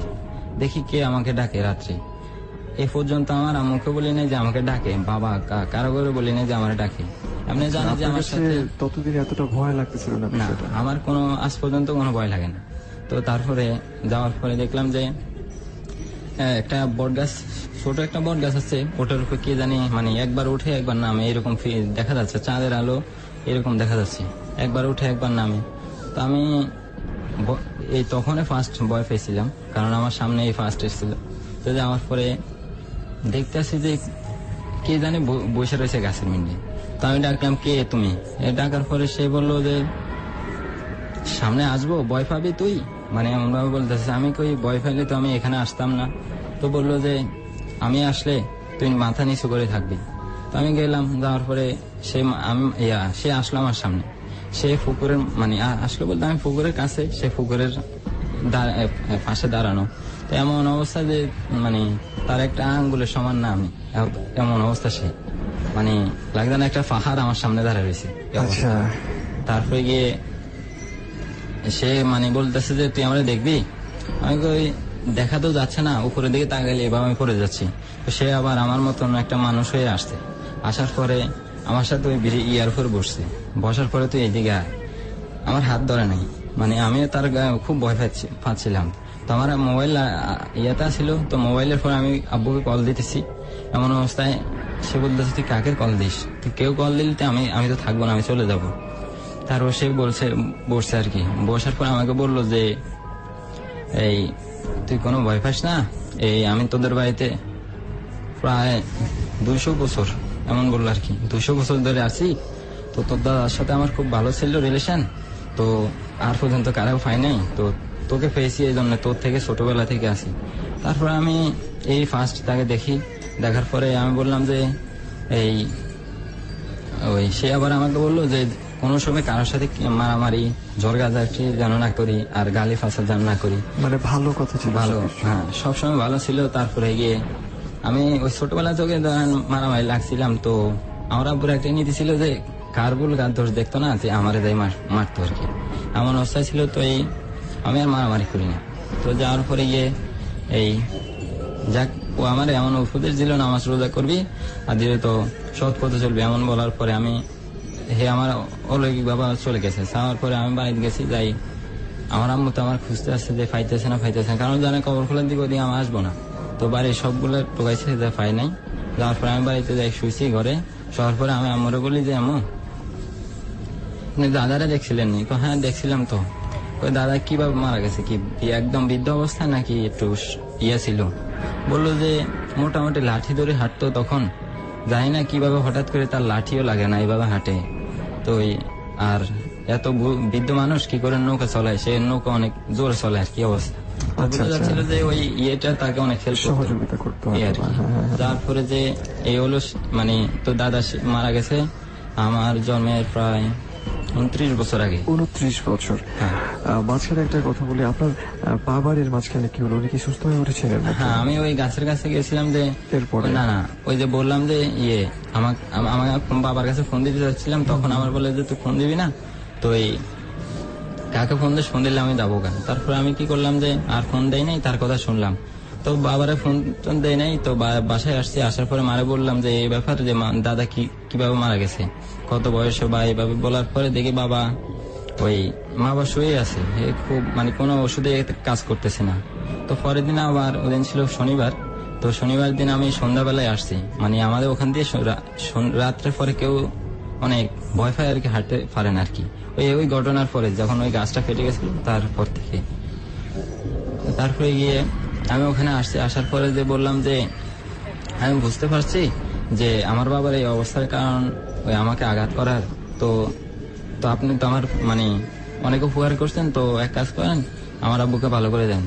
তারপর আমাকে একটা দিছিল, কি বলে এটা, সাজনা ছিলেন, সাজনার মতো একটা ওইরকম একটা বিচি দিয়েছিল, মানে লম্বা, ওটা মানে বেটে 2 দিন খাওয়াইতে হবে। তারপর খাওয়াইছে, আরে আমার আব্বু আগের মতনে সুস্থ হয়ে গেছে। কিন্তু আমার বলছিল যে এই ওষুধটার কথা শুধু তুই কারো করে বলবি না, যে নিয়ে বলবি আম্মু এই ব্যাপার নিয়ে খাওয়ান, এটা ওষুধ। আমাকে আর কারো কথা শেয়ার করতে বলে নাই, বাট আজ পর্যন্ত আমি কারো করে বলি নাই, কিন্তু এখানে বললাম। কারণ এখানে আসার পরে তো আমি আর বললো যে জিনটা আমাকে বললো যে কোনো সময় বাড়ির মানে আশেপাশে কোনো কোনো রাত ঘুমাবি না, নিজের বাড়িতে আসবি, আর কোথাও এই বাড়ি ছেড়ে যাবি না কোথাও কোনোদিনও। তো আমি কি করলাম, ইন্টারমিডিয়েট বাড়ি থেকে ক্রস করলাম, তারপর বিবিএ করতে হবে, ঢাকায় আসছি, ভার্সিটিতে পরীক্ষা দিছি, চান্স হয় নাই, এমনি ভর্তি পরীক্ষা টিকছিলাম, তাও ওয়েটিং এ ছিলাম, এমনি এমনি আর হয় নাই। তারপর কি করলাম, আমার তো মানে ওর কথা স্মরণ আছে যে ও বলছিল যে বাড়ি থাকতে, তো আমি কি করলাম, আবার বাড়িতে গেলাম, গিয়ে বললাম যে ওই আমার আম্মুকে বললাম যে মা আমি তো শহরে পড়বো না, আমাদের চাঁদপুর কলেজ আছে ওখানে পড়ি। তো আমার আব্বু আমার উপর অনেক গোসা করে রাগ করে, মানে এত খরচ করছি তোর পিছনে টাকা, ওখানে আমি কি মানে ঢাকা পড়বি না কি বলে। তো আমি আমার দুলাভাইয়ের কাছে থাকি আর কি, মেজো বোনের কাছে। তো দুলাভাই বলতেছে যে আসবে না, তো আমি বললাম যে না আমি আসবো না। তো আবার আব্বু আমাকে অনেক কসম টসম দিয়ে পাঠাইছে। তো আমি যেদিন পাঠাইতে চাইছিল ওই দিন আমি আর আসিনি, তারপরের দিন আসবো এই নিয়েছিলাম। তো আমি ওর তো আর দেখা পাবো না, তো কি করলাম, রাতে 3টা বাজে ওখানে আসলাম। আবার আসি আমি বসে রয়েছি, তো ওই ফেসবুক আমি সার্চ করছিলাম বন্ধুদের সাথে, তো আমার হঠাৎ করে মোবাইল বন্ধ হয়ে গেছে। তো সে তো মানে কান্না করতে আছে যে আমি চলে যাব, মানে তখন আপনার পাশে ছিল? হ্যাঁ, তখন আসছে আবার যে মোবাইলে হঠাৎ করে চার্জ গেছে, মানে চার্জ যে এই মাত্র ফুল চার্জ ছিল, ওখান থেকে মোবাইল বন্ধ হয়েছে, কোন রকম ওপেন হচ্ছে না। তো গিয়ে ও আমাকে মানে কান্নার সুরে আসতেছে, আমি খুব ভয় পেয়ে গেছিলাম। তো আমি তো দেখে বলছি সে আসতেছে। আসার পরে আমি বললাম যে কি বলবো, আমি তখন ঢাকা চলে যাচ্ছে, সে কান্না থামাইতে পারছি না। কোনোদিন সে আমার হাত ধরে নাই বা স্পর্শ করে নাই, কারণ সে তো ধরা যায় না অবস্থা, ছায়ার রূপে আসে।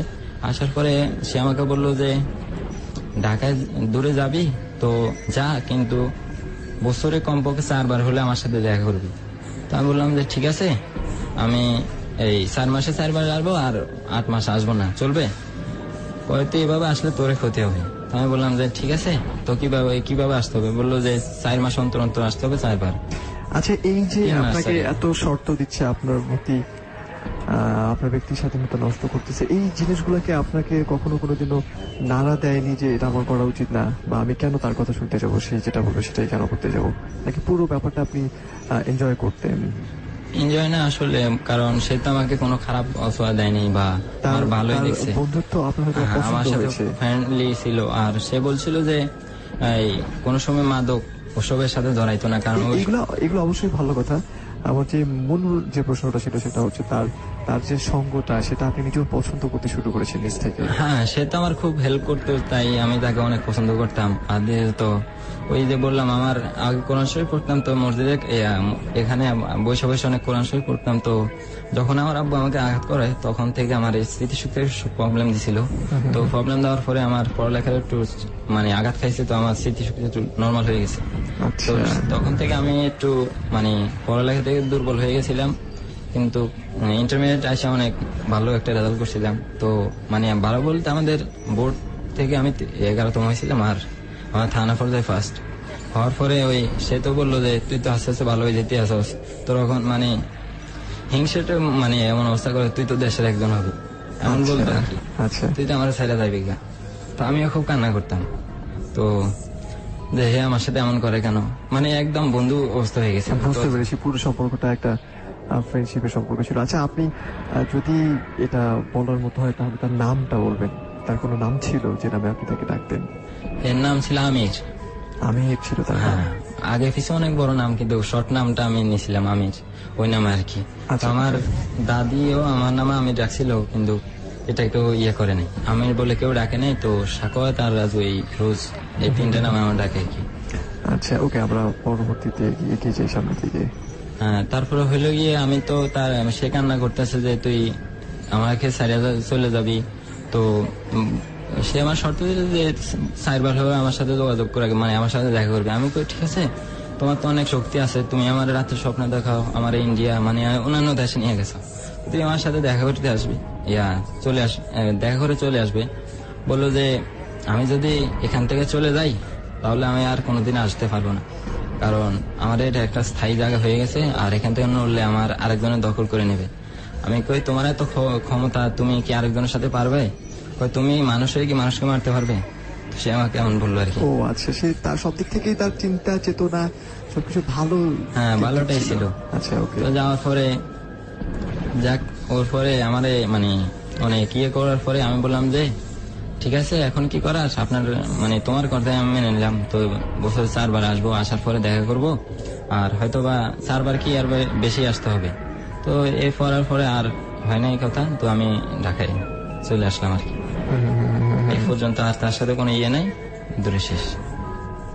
আচ্ছা, আমরা খুব মনে হচ্ছিল যে পুরো গল্পটা যদি আরো সামনের দিকে এগিয়ে নিতে পারতাম তাহলে ভালো কিছু রকম একটা হতো।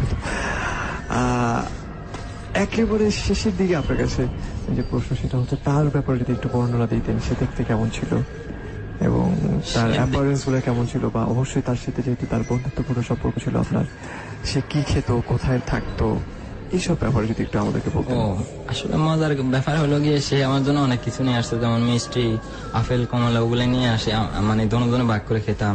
তারপরে কেউ দেখতো না অবশ্য, মানে সে এমন অবস্থা যে আমি আবার গাছে উঠতে খুব ভালো মানে পারি, অনেক দ্রুত গাছে উঠতে পারি, নামতে পারি। তো আমাদের ওই যে বললাম একটা গাছ, সে দৌড়ে উঠে ওখানে খেলা করছিল আর কি। সে তো আমাকে দেখে সে একবার আসে, একবার লজ্জা পায় নাকি। আমি বললাম যেমন করো কেন, সে লজ্জা পাইতেছে। তো আমি বললাম আমি তো পুরুষ, তুমিও পুরুষ, তো লজ্জা পাওয়ার কি আছে। সে বললো যে প্রথম দেখা তো ওই জন্যে। আমি বললাম এই মজার কথা।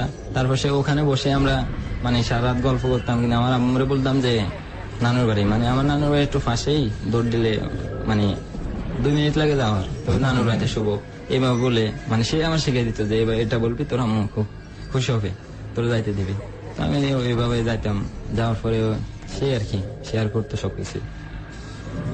আচ্ছা, থ্যাংক ইউ সো মাচ। আমার মনে হয় এখন পর্যন্ত মুহূর্তকে যতগুলো গল্প ছিল সেসব গল্পের মধ্যে one of the most interesting এটা একটা গল্প ছিল। অসংখ্য ধন্যবাদ স্টুডিওতে এসে ঘটনা শেয়ার করবার জন্য।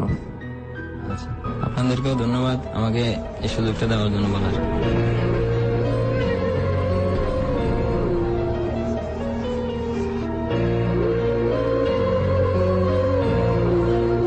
আমরা দীর্ঘ লম্বা একটি ঘটনা শুনলাম এবং এমন একটা ঘটনাটিকে বলতে আমরা শুনলাম যেটি একেবারে ছোটবেলা থেকে একজন ভুক্তভোগী বলবো নাকি সৌভাগ্যবান বলবো ঠিক বুঝতে পারছি না, সেরকম একজন মানুষের জীবনের গল্প, যে মানুষটার কোনো না কোনো কারণে জিনের সাথে বন্ধুত্ব হয়ে ওঠে এবং পরবর্তীতে তাদের বন্ধুত্বটা কোন পর্যায়ে চলে যায় সেই গল্প। অবশ্যই আপনি যদি আপনার সাথে কিংবা আপনার বন্ধুদের সাথে ঘটে যাওয়া কোনো ঘটনা আমাদের সাথে শেয়ার করতে চান এবং সেটা সরাসরি স্টুডিওতে এসে, তাহলে অবশ্যই আপনাকে সেলফোনের রাইট মেসেজ অপশনে গিয়ে লিখে ফেলতে হবে AR, স্পেস দিয়ে লিখতে হবে B90.8, আর একটি স্পেস দিয়ে আপনার নাম এবং আপনার সেলফোন নাম্বার লিখে সেন্ড করতে হবে 2323 এই নাম্বারটা। এবং ঠিক একটু আগে যে ঘটনাটা শুনলাম, এমনি করে কিন্তু সবাই সবার সাথে ঘটনাগুলো শেয়ার করছে। তো আপনাকে বলছি আপনি অবশ্যই আপনাদের সাথে শেয়ার করুন।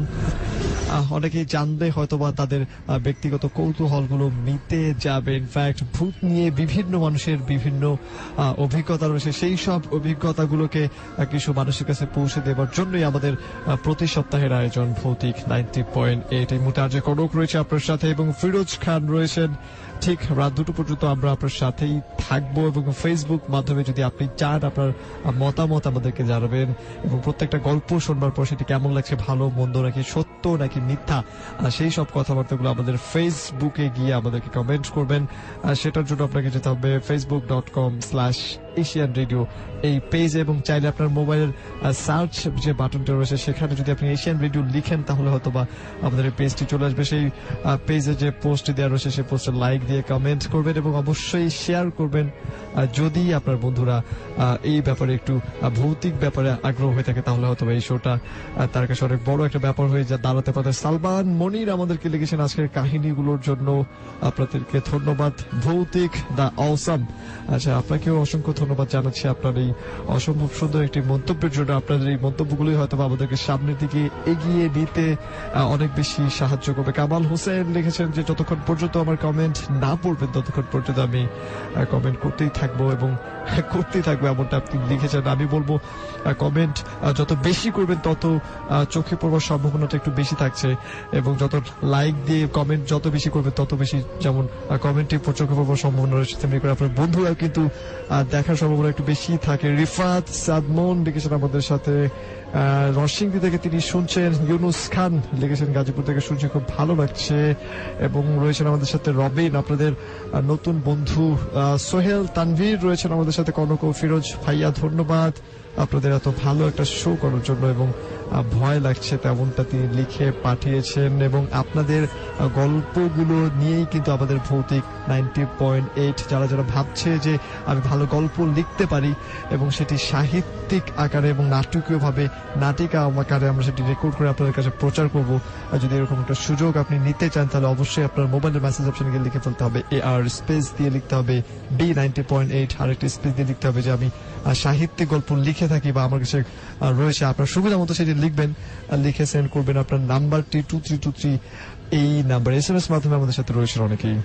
SMS এ আপনি আমাদের সাথে আজকের মতামত লিখে পাঠাতে পারেন। লিখুন আপনার মোবাইলের মেসেজ অপশনে গিয়ে, প্রথমে লিখুন AR স্পেস আপনার নাম স্পেস আপনার লোকেশন স্পেস আপনার কথাবার্তাগুলো লিখে পাঠিয়ে দিবেন 2323 নাম্বারটিতে। লিখেছে আলফির হাসান শাওন, তিনি ফিরে আসছে, ভৌতিকে অসুস্থ ছিল তাই শুনতে পারেনি, আজ শুনতে পেরে সে অনেক হ্যাপি, এমনটা লিখে জানিয়েছে। ঢাকা থেকে আছে আমাদের সাথে মালিবাগ থেকে। দ্বিতীয় গল্পটি তার অনেক ভয়ঙ্কর ছিল এবং ভালো লাগছে, আমরা লিখেছি। ইডেন কলেজ হোস্টেল থেকে লিখেছে গ্রামে বসবাস করতে ভয় পাই, শহরে বসবাস করতে ভয় পাই না, কিন্তু আপনাদের ভৌতিকের গল্পগুলো শুনে আমি এখন শহরও বসবাস করতে ভয় পাই, এমনটাই লিখে জানিয়ে দিয়েছে। কিন্তু বন্ধুটির নাম লিখেনি। লিখেছে আমাদের সাথে আছে সোনিয়া ঢাকা থেকে, গল্পগুলো অনেক ভয়ঙ্কর, এমনটা লিখেছে। সাজিদ ফ্রম নরসিংদী থেকে আছে আমাদের সাথে, একা শুনছি খুব ভয় লাগছে। টিপু সুলতান আছে আমাদের সাথে ঢাকা থেকে, দ্বিতীয় গল্পটি তার ভালো লাগছে। শাওন আছে আমাদের সাথে ফরিদপুর থেকে, শুনছি আজকের গল্পগুলো অনেক ভালো লাগছে, এমনটাই। নীরব খান আছে আমাদের সাথে আছে বনি আমিন আছে আমাদের সাথে গ্যান্ডারি থেকে, আপনাদের অনুষ্ঠানটি শুনে আমরা অনেক কিছু শিখতে পারলাম, এমনটাই লিখে জানিয়েছে। আমার যদি সেটাই হয়ে থাকে তাহলে আমরা বলবো যে আমাদের ভৌতিক সার্থক। ইনফ্যাক্ট আমাদের এই যত পরিশ্রম রয়েছে এই শো এর পেছনে প্রত্যেকটা পরিশ্রমী হয়তো বা সার্থক। যারা গল্প আমাদেরকে লিখে এশিয়ান রেডিওর ফ্যান পেজে পাঠাচ্ছেন তাদেরকে বলছি সেখানটায় না পাঠিয়ে বরং ভৌতিকের যে ফ্যান পেজটি রয়েছে সেখানটায় লিখে পাঠান, ইনবক্স করে, সেটি আমরা সেখান থেকে নেবার চেষ্টা করবো। এবং অ্যাড্রেসটি হচ্ছে facebook.com/ভৌতিক 90.8 BHOUTIK 90.8। আমাদেরকে অনেকেই ইমেল করতে চান আপনাদের গল্পগুলো সরাসরি রেকর্ড করে, সেটার জন্য আমাদের একটি ইমেল অ্যাড্রেস রয়েছে which is bhautik90.8@gmail.com। আমরা এই পর্যায়ে চলে যাচ্ছি আরেকটি গল্পে, এবং যে গল্পটা আপনাদের ভেতর থেকে একজন আমাদেরকে লিখে পাঠিয়েছেন।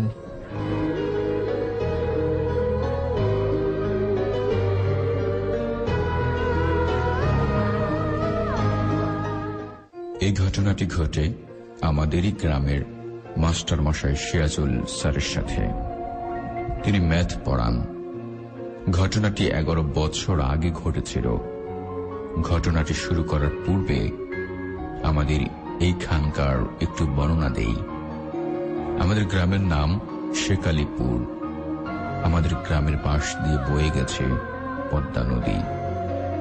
আমাদের গ্রামটি ভারত এবং বাংলাদেশের বর্ডারের পাশে। আমাদের গ্রামের পাশ দিয়ে চলে গেছে BSF রোড। আমাদের পাশের গ্রাম হল ফতেহপুর।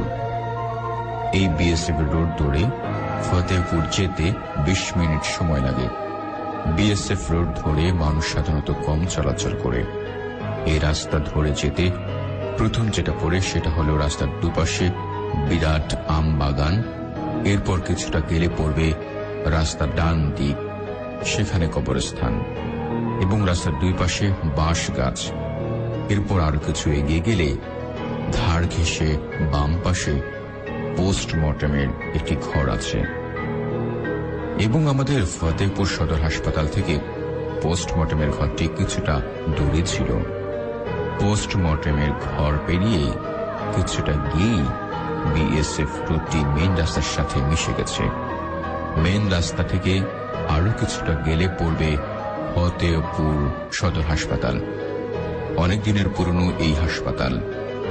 সিরাজুল ইসলাম স্যার আমাদের গ্রামের শেখালিপুর হাই স্কুলের ম্যাথের টিচার।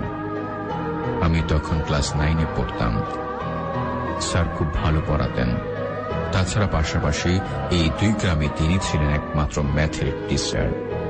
সিরাজ স্যারের সপ্তাহে 2-3 সাইকেল করে BSF রোড দিয়ে ফতেপুর গ্রামের একটা বাড়িতে পড়াতে যেতেন।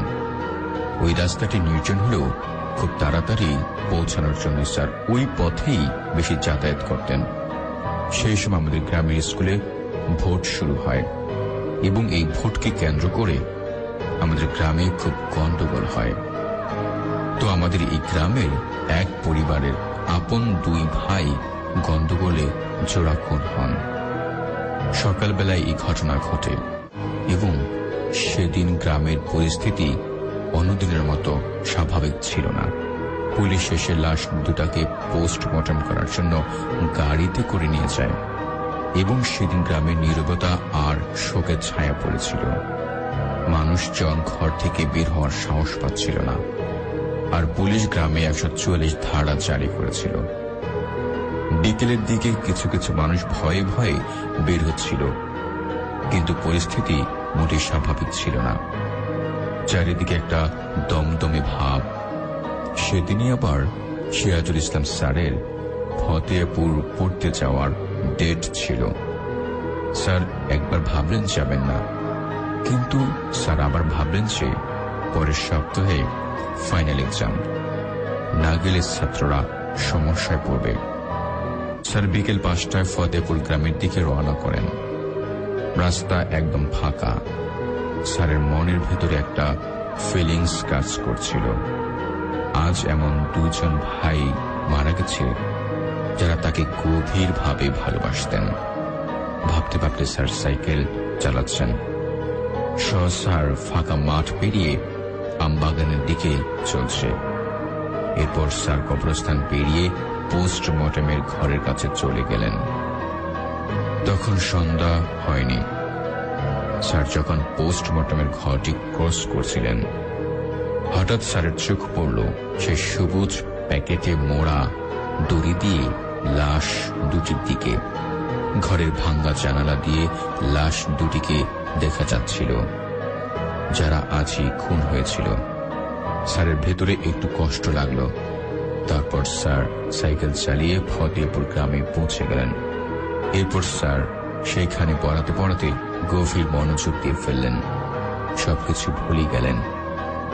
একসময় প্রচন্ড বৃষ্টি আর ঝড়ো হওয়া শুরু হলো। স্যারের আজ একটু দেরি হয়ে গেল।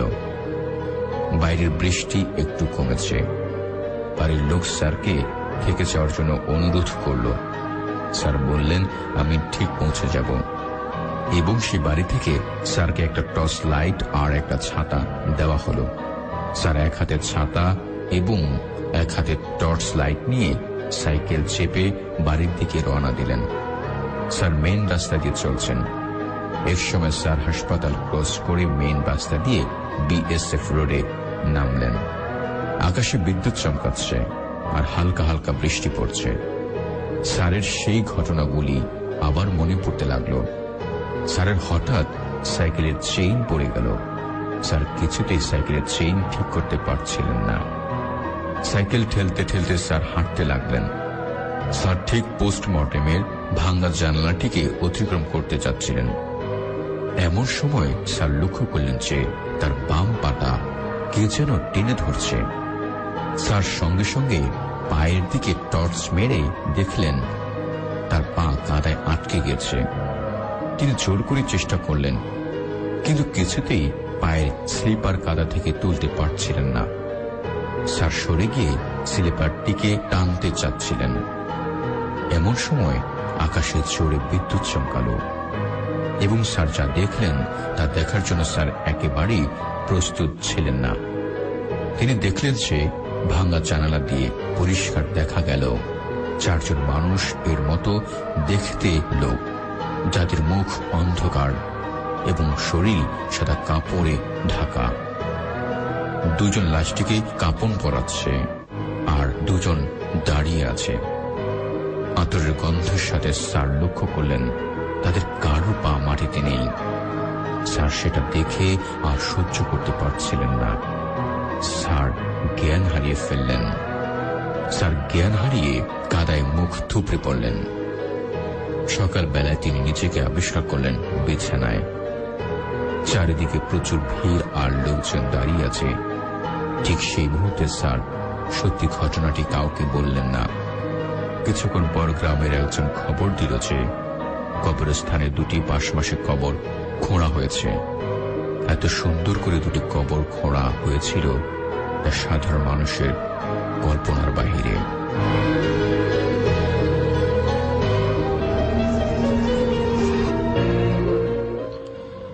SMS এর মাধ্যমে চাইলে আপনার মতামত আমাদের কাছে লিখে পাঠাতে পারেন। লিখুন আপনার মোবাইলের মেসেজ অপশনে গিয়ে প্রথমে লিখুন AR স্পেস আপনার নাম স্পেস আপনার লোকেশন স্পেস আপনার কথাবার্তাগুলো লিখে পাঠিয়ে দিবেন 2323 নাম্বারটিতে। আমাদেরকে লিখেছে MD বিপুল নারায়ণগঞ্জ থেকে। ভাইয়া, অনুষ্ঠানটা এত ভালো লাগে কেন এমনটাই জানতে চাচ্ছে তারা। 3 বন্ধু মিলে শুনছে। তৃতীয় গল্পটি তার অনেক ভালো লাগছে এমনটা লিখেছে। ইমন আছে আমাদের সাথে।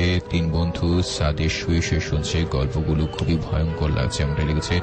মন উত্তরা থেকে খুব ভয় পাচ্ছি, ঘরের লাইট অফ করে আপনাদেরকে শুনছি। জালাল আছে আমাদের সাথে ঢাকা থেকে। রেডিওর ইতিহাসে ভৌতিক 90.8 আমার কাছে সবচেয়ে ভালো প্রোগ্রাম এমনটাই লিখে জানিয়েছে। থ্যাঙ্কস জানিয়েছে আমাদেরকে। SK বয় নরসিংদী থেকে লিখেছে আমাদেরকে আমাদের নিউ বন্ধু প্রথম শুনছে এবং খুব ভালো লাগছে এমনটাই লিখেছে। আমাদের সাথে আছে আবু বকর শ্যামলী থেকে, ভয় লাগছে তার। মিম আমাদের সাথে আছে ইসলামপুর থেকে, খুব ভয় পাচ্ছে এমনটা লিখেছে। রফি বাজিতপুর কিশোরগঞ্জ থেকে লিখেছে অনেক ভয় লাগছে অনুষ্ঠানটি। আমি নিজে সবসময় শুনি এবং মিস করি না এবং আমার সব বন্ধুদেরকে শুনতে বলি ভৌতিক 90.8 এমনটা লিখে জানিয়ে দিয়েছে। আমার চাইলে ফেসবুকে আমাদের সাথে জয়েন করতে পারেন, সেটার জন্য চলে যেতে হবে facebook.com/ভৌতিক 90.8 এই পেজে, এবং সেখানে যে কমেন্ট করবার জন্য যে পোস্টে দেওয়া রয়েছে সেই পোস্টে আপনি লাইক দিয়ে কমেন্ট করবেন এবং শেয়ার করবেন যাতে আপনার বন্ধুরা মিস না করে ফেলে। আর যে কনক এবং ফিরোজ খান আপনার সাথেই রয়েছে ভৌতিক 90.8 নিয়ে। মুর্শিদুল আলম রুবেল লিখেছেন আমাদেরকে রাজুর ঘটনাটা আমার মতে আপনাদের রেডিওর শ্রেষ্ঠ ভৌতিক ঘটনা। আমি শাখাওয়াতের সাথে আপনি দেখা করতে চান এবং ইনফ্যাক্ট আমাদের কাছে অবশ্য তাদের কোনো অ্যাড্রেস এই মুহূর্তে নেই, সো আমার মনে হয় না তাদের সাথে দেখা করা সম্ভব হবে। রয়েছেন আমাদের সাথে তসির আহমেদ ঠাকুরগাঁও থেকে। তৃতীয় গল্পটি ছিল একটু শিক্ষণীয় গল্প। ধন্যবাদ কনক এবং ফিরোজ ভাই এমন শিক্ষণীয় গল্প প্রচার করবার জন্য, এবং that credit goes to of course Kabya Shahriar. SM Avik রয়েছেন আমাদের সাথে, লিখেছেন যে আপনি শুনছেন আমাদেরকে এবং ভালো লাগছে। রয়েছেন আমাদের সাথে সামিত আহমেদ ঢাকা মালিবাগ থেকে শুনছি এবং থার্ড স্টোরিটা খুব বেশি জোশ ছিল। চাইলে আপনি ফেসবুকে কমেন্ট করতে পারেন আমাদেরকে facebook.com/Asian Radio সেই ঠিকানা, এবং যারা যারা গল্প লিখে আমাদেরকে পাঠাতে চান তাদেরকে অবশ্যই facebook.com/ভৌতিক 90.8 এর যে পেজটি রয়েছে সেই পেজে আমাদেরকে ইনবক্স করতে হবে আপনার সাথে ঘটে যাওয়া এবং আপনার বন্ধুদের সাথে ঘটে যাওয়া কোনো ঘটনাগুলো, এবং যারা স্টুডিওতে এসে শেয়ার করতে চান তারা অবশ্যই মোবাইলের মেসেজ অপশনে গিয়ে লিখে ফেলবেন AR, দেন স্পেস দিয়ে লিখতে হবে B90.8, আরেকটি স্পেস দিয়ে আপনার নাম, আরেকটি স্পেস দিয়ে আপনার সেলফোন নাম্বার লিখে সেন্ড করতে হবে 2323 এই নাম্বারটা। এবং বলছি আপনাদেরকে যারা আপনারা ঘটনা লিখতে পারেন, এবং অবশ্যই আপনারা জানেন যে ঠিক একটার পর আমরা যে বিগ একটা স্টোরি আপনাদের জন্য প্লে করি নাটিকা আকারে, সেরকম ঘটনা যদি আপনারা নিজেরা লিখতে পারেন তাহলে অবশ্যই মোবাইলের মেসেজ অপশনে গিয়ে AR লিখে B90.8 আরেকটি স্পেস দিয়ে আপনার নাম, তারপর আরেকটি স্পেস দিয়ে লিখতে হবে যে আপনি এরকম সাহিত্যিক ঘটনা লিখতে চান বা আপনার কাছে রয়েছে, সেটা লিখে আপনার সেলফোন নাম্বার লিখে সেন্ড করবেন 2323 নাম্বারটা। আমরা প্রত্যেক টিম আপনাদের সাথে যোগাযোগ করবো এবং চেষ্টা করব সেই গল্পগুলো আমরা নাটিকা আকারে প্রকাশ করবার জন্য।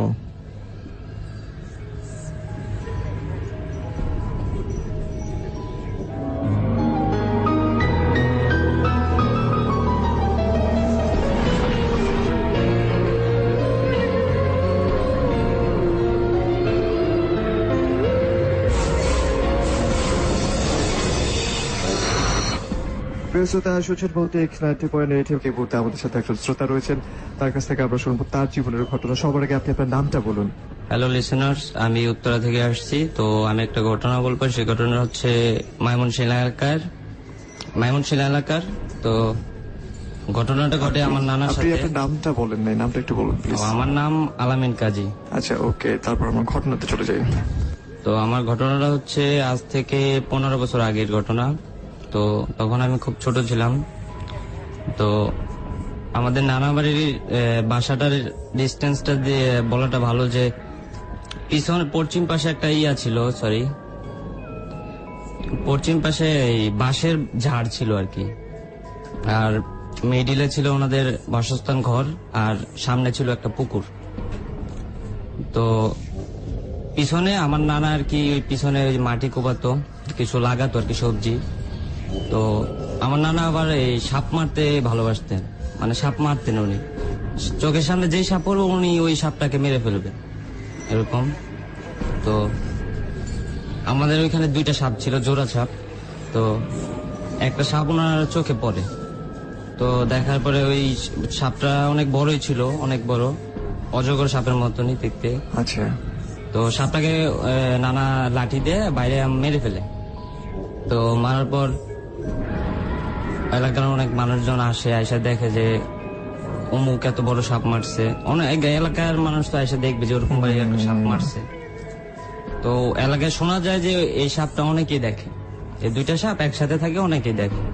তো ঘটনা এখানে শেষ হয়ে যেতে পারতো, তো এখানে শেষ হয় নাই। তো কিছুদিন পর নানাকে স্বপ্নে দেখানো হয় যে আরেকটা সাপ আছে, তো ওই সাপকে দুধ দিতে হবে ডেইলি, প্রত্যেকদিন সন্ধ্যার পরে দুধ দিতে হবে। আচ্ছা, স্বপ্নে দেখায়। তো ওনারা প্রত্যেকদিন দুধ দিতেছে সন্ধ্যার পর, 1 কেজি 2 কেজি 3 কেজি যা পারতেছে দিতেছে। তো এরকম দিতে দিতে দিতে ওনাদের যা জমি ছিল আর কি বাইরের, তো সব বিক্রি করে দিতে হয়। আচ্ছা, এখন যে প্রশ্ন সেটা হচ্ছে দুধটা কোথায় দিত? আর কি ওই যে বাইরে আর কি রুমের বাইরে রাইখা দিত, তো ওইখান থেকে নিয়ে যেত। হ্যাঁ। আর যখন দুধ দিত না তখন হয়তো কি ওই আমার নানি ছিল, ওনার পায়ে আর কি সাপটা প্যাঁচ দিয়ে ধরতো, ছাড়তো না। যখন দুধ দেওয়া হতো না তখন প্যাঁচ দিয়ে ধরতো। আচ্ছা, আপনার তার নানির পায়ে? হ্যাঁ, আমার নানির পায়ে প্যাঁচ দিয়ে ধরতো। তার কিছু যখন আপনার নানির পায়ে প্যাঁচ দিয়ে ধরতো, আপনার এরকম আপনার নানা এরকম কোন স্টেপ নেয় নাই যাতে ওই সাপটাকে মেরে ফেলবেন, কিংবা এরকম কোন ঝুঁকি উনি নিতে চান? উনি যে স্বপ্নে দেখাইছে, তারপর ভীতু টাইপের হয়ে গেছে। আচ্ছা, ওকে। তো ওই তারপর ওই বাড়িটা থেকে সবাই ওনারা চলে আসে, ওই বাড়িতে এখন আর কেউ থাকে না, ওনারা অন্য জায়গায় শিফট করে, তো এখান থেকে চলে আসে। তারপর এরকম কত বছর টানা দুধ দিতে হয়েছে? 1 বছর মতো দিছে। আচ্ছা। তারপর সরি এখানে একটা জিনিস ফেলে, তারপর আমার নানা 1 বছর পর আবার মারা গেছে। মারা যাওয়ার পরে নানিরা ওই বাসা ছেড়ে আরেক জায়গায় চলে আসছে। তারপরে এখন আর ওইখানে কেউ থাকে না, তো বাসাটা এইভাবেই আছে, এখানে কেউ যায়ও না, থাকেও না। আর ওইখানে যদি দিনের বেলাও মানুষ যেতে ভয় করে, তো আরেকটা সাপ আছে। তো ওইখান থেকে ওই সাপে নাকি আরো স্বপ্নে দেখাইছে নানাকে, শুনছিলাম যে তুমি যদি দুধ না দাও তোমাদের নাতির একটা সন্তান আমরা খেয়ে ফেলবো, এরকম স্বপ্ন দেখাইছিল। এই ছিল আমার একটা ঘটনা।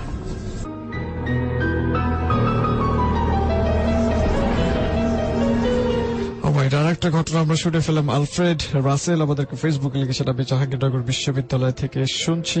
ঘটনাটা খুবই ভয়র ছিল এবং আমার প্রচুর ভয় লেগেছে। আপনি 35 মিনিটস আগে লিখেছেন এটি, এবং আপনি হয়তো অন্য কোনো ঘটনার কথা বলেছেন। হৃদয় খান রানা আমাদের সাথে রয়েছে, লিখেছেন আমার কিছু ভয়ঙ্কর সত্য ঘটনা আছে যা আমি আপনাদের স্টুডিওতে এসে বলতে চাই। সেটার জন্য আপনাকে মোবাইলের মেসেজ অপশনে গিয়ে লিখে ফেলতে হবে AR স্পেস, আপনার লিখতে হবে B90.8, আর একটি স্পেস দিয়ে আপনার নাম এবং সেল ফোন নাম্বার লিখে সেন্ড করতে হবে 2323 নাম্বারটায়।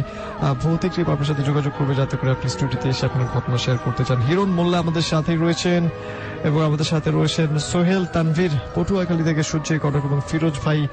আপনাদের দুজনকে ধন্যবাদ, অসংখ্য ধন্যবাদ আপনাকেও জানাচ্ছি। যারা লিখতে চান ফেসবুকে চলে যাবেন facebook.com/Asian Radio এই ঠিকানা, এবং সেখানে যে পোস্টটি দেওয়া রয়েছে সেটিতে অবশ্যই কমেন্ট করে শেয়ার করবেন যাতে আপনার বন্ধুরা মিস না করে ফেলে। এবং বারবার বলছি, যারা কমেন্ট করছেন বেশি করে তাদের কমেন্টগুলো একটু চোখের পড়বার সম্ভাবনাটা একটু বেশি থাকবে। এবং SMS যারা করছেন আসতে চান আমাদের স্টুডিওতে, তাদেরকে বলছি যারা আসতে চান তারা একটু বেশি করে SMS করুন, যাতে করে আমরা বুঝতে পারি যে আপনারা আসলে আসতে চান। কারণ অনেকে আসতে চান অনেক সময়, এবং তাদের গল্পগুলো আগে নেওয়ার সম্ভাবনা বেশি থাকে যারা আমাদেরকে বেশি করে SMS করছেন। এনিওয়েজ, SMS এর প্রায়োরিটি সবসময় বেশি ফেসবুকের থেকে, এবং তারপরে ফেসবুকে আমাদেরকে যারা যারা লিখছেন তাদের কমেন্টগুলো কিন্তু আমরা পড়ছি। মোর্শেদুল আলম রুবেল রয়েছেন আমাদের সাথে। আব্দুল্লাহ আল মামুন বলছেন যে, আব্দুল্লাহ আল মামুন বলছি জসিমউদ্দিন হল ঢাকা বিশ্ববিদ্যালয় থেকে, ভৌতিকের কাছে ভালো কিছু আশা করাই যায়, বাট লাস্ট ঘটনাটা অন্য এক জায়গায় আপনি শুনেছিলেন এমনটাই বলছেন, তাই আশা করবো এরপর থেকে যাচাই করবেন, তাতে প্রোগ্রামের মানটা কমে যাবে। অসংখ্য ধন্যবাদ ভাই আপনার মূল্যবান মন্তব্যের জন্য। ইনফ্যাক্ট আমরা প্রত্যেকবার যারা আসছে তাদেরকে আমরা জিজ্ঞেস করে নিই যে আপনারা ঘটনাটা অন্য কোথাও শেয়ার করেছেন কিনা, এবং তারা যদি কেউ বলে থাকে যেটা আমরা শেয়ার করিনি, তাহলে কিন্তু সত্যি আমরা ভৌতিক টিমে যারা কাজ করছি তারা ভীষণ অসহায়, এর বাইরে তেমন কোনো কিছুই করার থাকে না। এনিওয়েজ, আমরা তারপরেও চেষ্টা করব কিভাবে প্রোগ্রামটাকে আরো একটু মানসম্মত করা যায়। SMS মাধ্যমে কিছু SMS পড়বো আমরা। SMS করছে আমাদেরকে মিরপুর থেকে নতুন বন্ধু এমনটা লিখে জানিয়েছে, প্রথম গল্পটা তার থেকে অনেক ভয়ঙ্কর লাগছে। মাসুদ আমাদের সাথে আছে, আমাদের সাথে অনেক ভয় লাগছে। নাসিফ ছোট ভাই রায়হানকে নিয়ে শুনছে, অনেক ভয় পাচ্ছে। রিপন আছে আমাদের সাথে পরিবার থেকে, আমার খুব ভয় করছে আপনাদের। আচ্ছা, ওকে, থ্যাঙ্কস জানিয়েছে। আনিস আছে আমাদের সাথে বনশ্রী থেকে, অফিসে নাইট ডিউটি করছি আর পাশাপাশি আপনাদের ভৌতিক 90.8 শুনছি আমরা লিখেছে। রাব্বানি আছে আমাদের সাথে, খুব ভয় পাচ্ছি। আনিস আছে আমাদের সাথে আছে। পারভেজ পুরনো ঢাকা থেকে, আমি আর স্বপন শুয়ে শুনছি এবং খুব ভালো লাগছে। সোনিয়া ঢাকা ক্যান্টনমেন্ট থেকে লিখেছে, ভাইয়া আমি আর আমার আপু মিলে শুনছি, খুব ভয় লাগছে। আমাদের সাথে আছে চিন্নাথ নতুন বন্ধু। আমিন আছে আমাদের সাথে। সাজ্জাদ সাবির লিখেছে। লোপা লিখেছে। নিপা লিখেছে আমাদেরকে। সাথী ঢাকা থেকে, ওয়ারি থেকে আমাদের সাথে আছে, মাঝে মাঝে ভৌতিক শুনে এবং প্রথম নিয়মিত শুনবে এখন সেটা জানিয়েছে। সাইফুল ইসলাম ডেমরা থেকে নতুন বন্ধু আমাদের সাথে আছে। নাসির বনশ্রী থেকে আমাদের সাথে জয়েন করেছে। জুয়েল রানা উত্তরা থেকে লিখেছে, অনেক কথা লিখেছে। Thank you so much.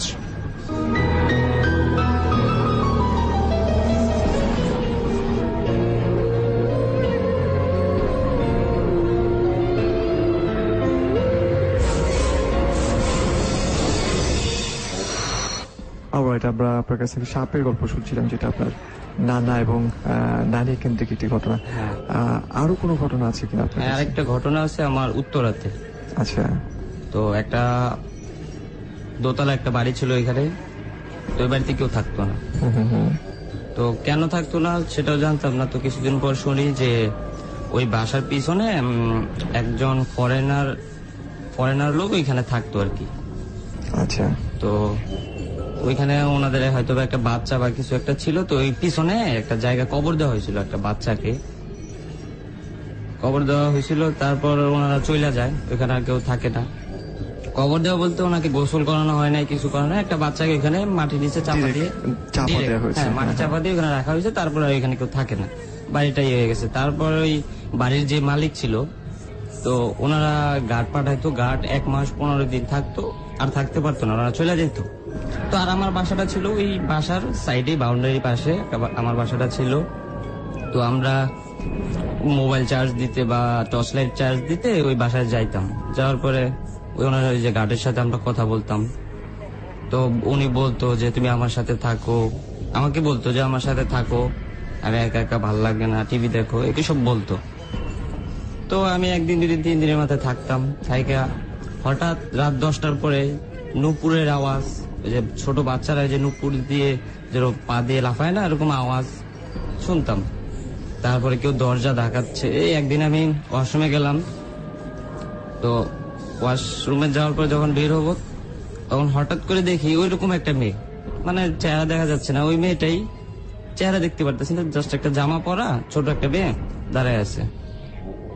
তারপর বললাম, কে তুমি? তারপর আমি আর দেখতেছি না ওই মেয়েটাকে। তারপর আবার আমি রুমে আসলাম যে ভাইয়া এই ঘটনা এই। আচ্ছা, তোমার কাছে এই ব্যাপারে তোমার সাথে পরে কথা বলবো। সকালবেলা শুনি যে হ্যাঁ এরকম কেউ রাত্রেবেলা টিভি ছাড়তেছে, কেউ ওয়াশরুমে যাইতেছে, কেউ রান্না করে থালা বাসন ফেলে দিতেছে, এরকম আওয়াজ শুনতো ওরা। তো তারপরে আরেকদিন আমি আর ওইখানে থাকি না, আমার বাসায় থাকি, আমার বাসাতেই। তো রাত্রেবেলা প্রত্যেক রাত্রে এরকম আওয়াজ শোনা যেত যে কিছু ভাঙতেছে দরজা, মানে পাশের বাসার থেকে আমি শুনতাম। আগে শুনতাম না, ওইখানে থাকার পরের থেকে আমি শুনতাম। এই ছিল আমার ঘটনা। আচ্ছা, এবং থ্যাংক ইউ। এটা খুব শর্ট একটা স্টোরি ছিল, এবং সাধারণত বিশ্বাসযোগ্য যেসব ঘটনা হয়ে থাকে সেসব ঘটনাগুলো এন্ডিং গুলো এরকমই হয়ে থাকে। Anyways, thank you so much. আপনাকে ধন্যবাদ আমাকে এশিয়ান রেডিওতে সময় করে দেওয়ার জন্য।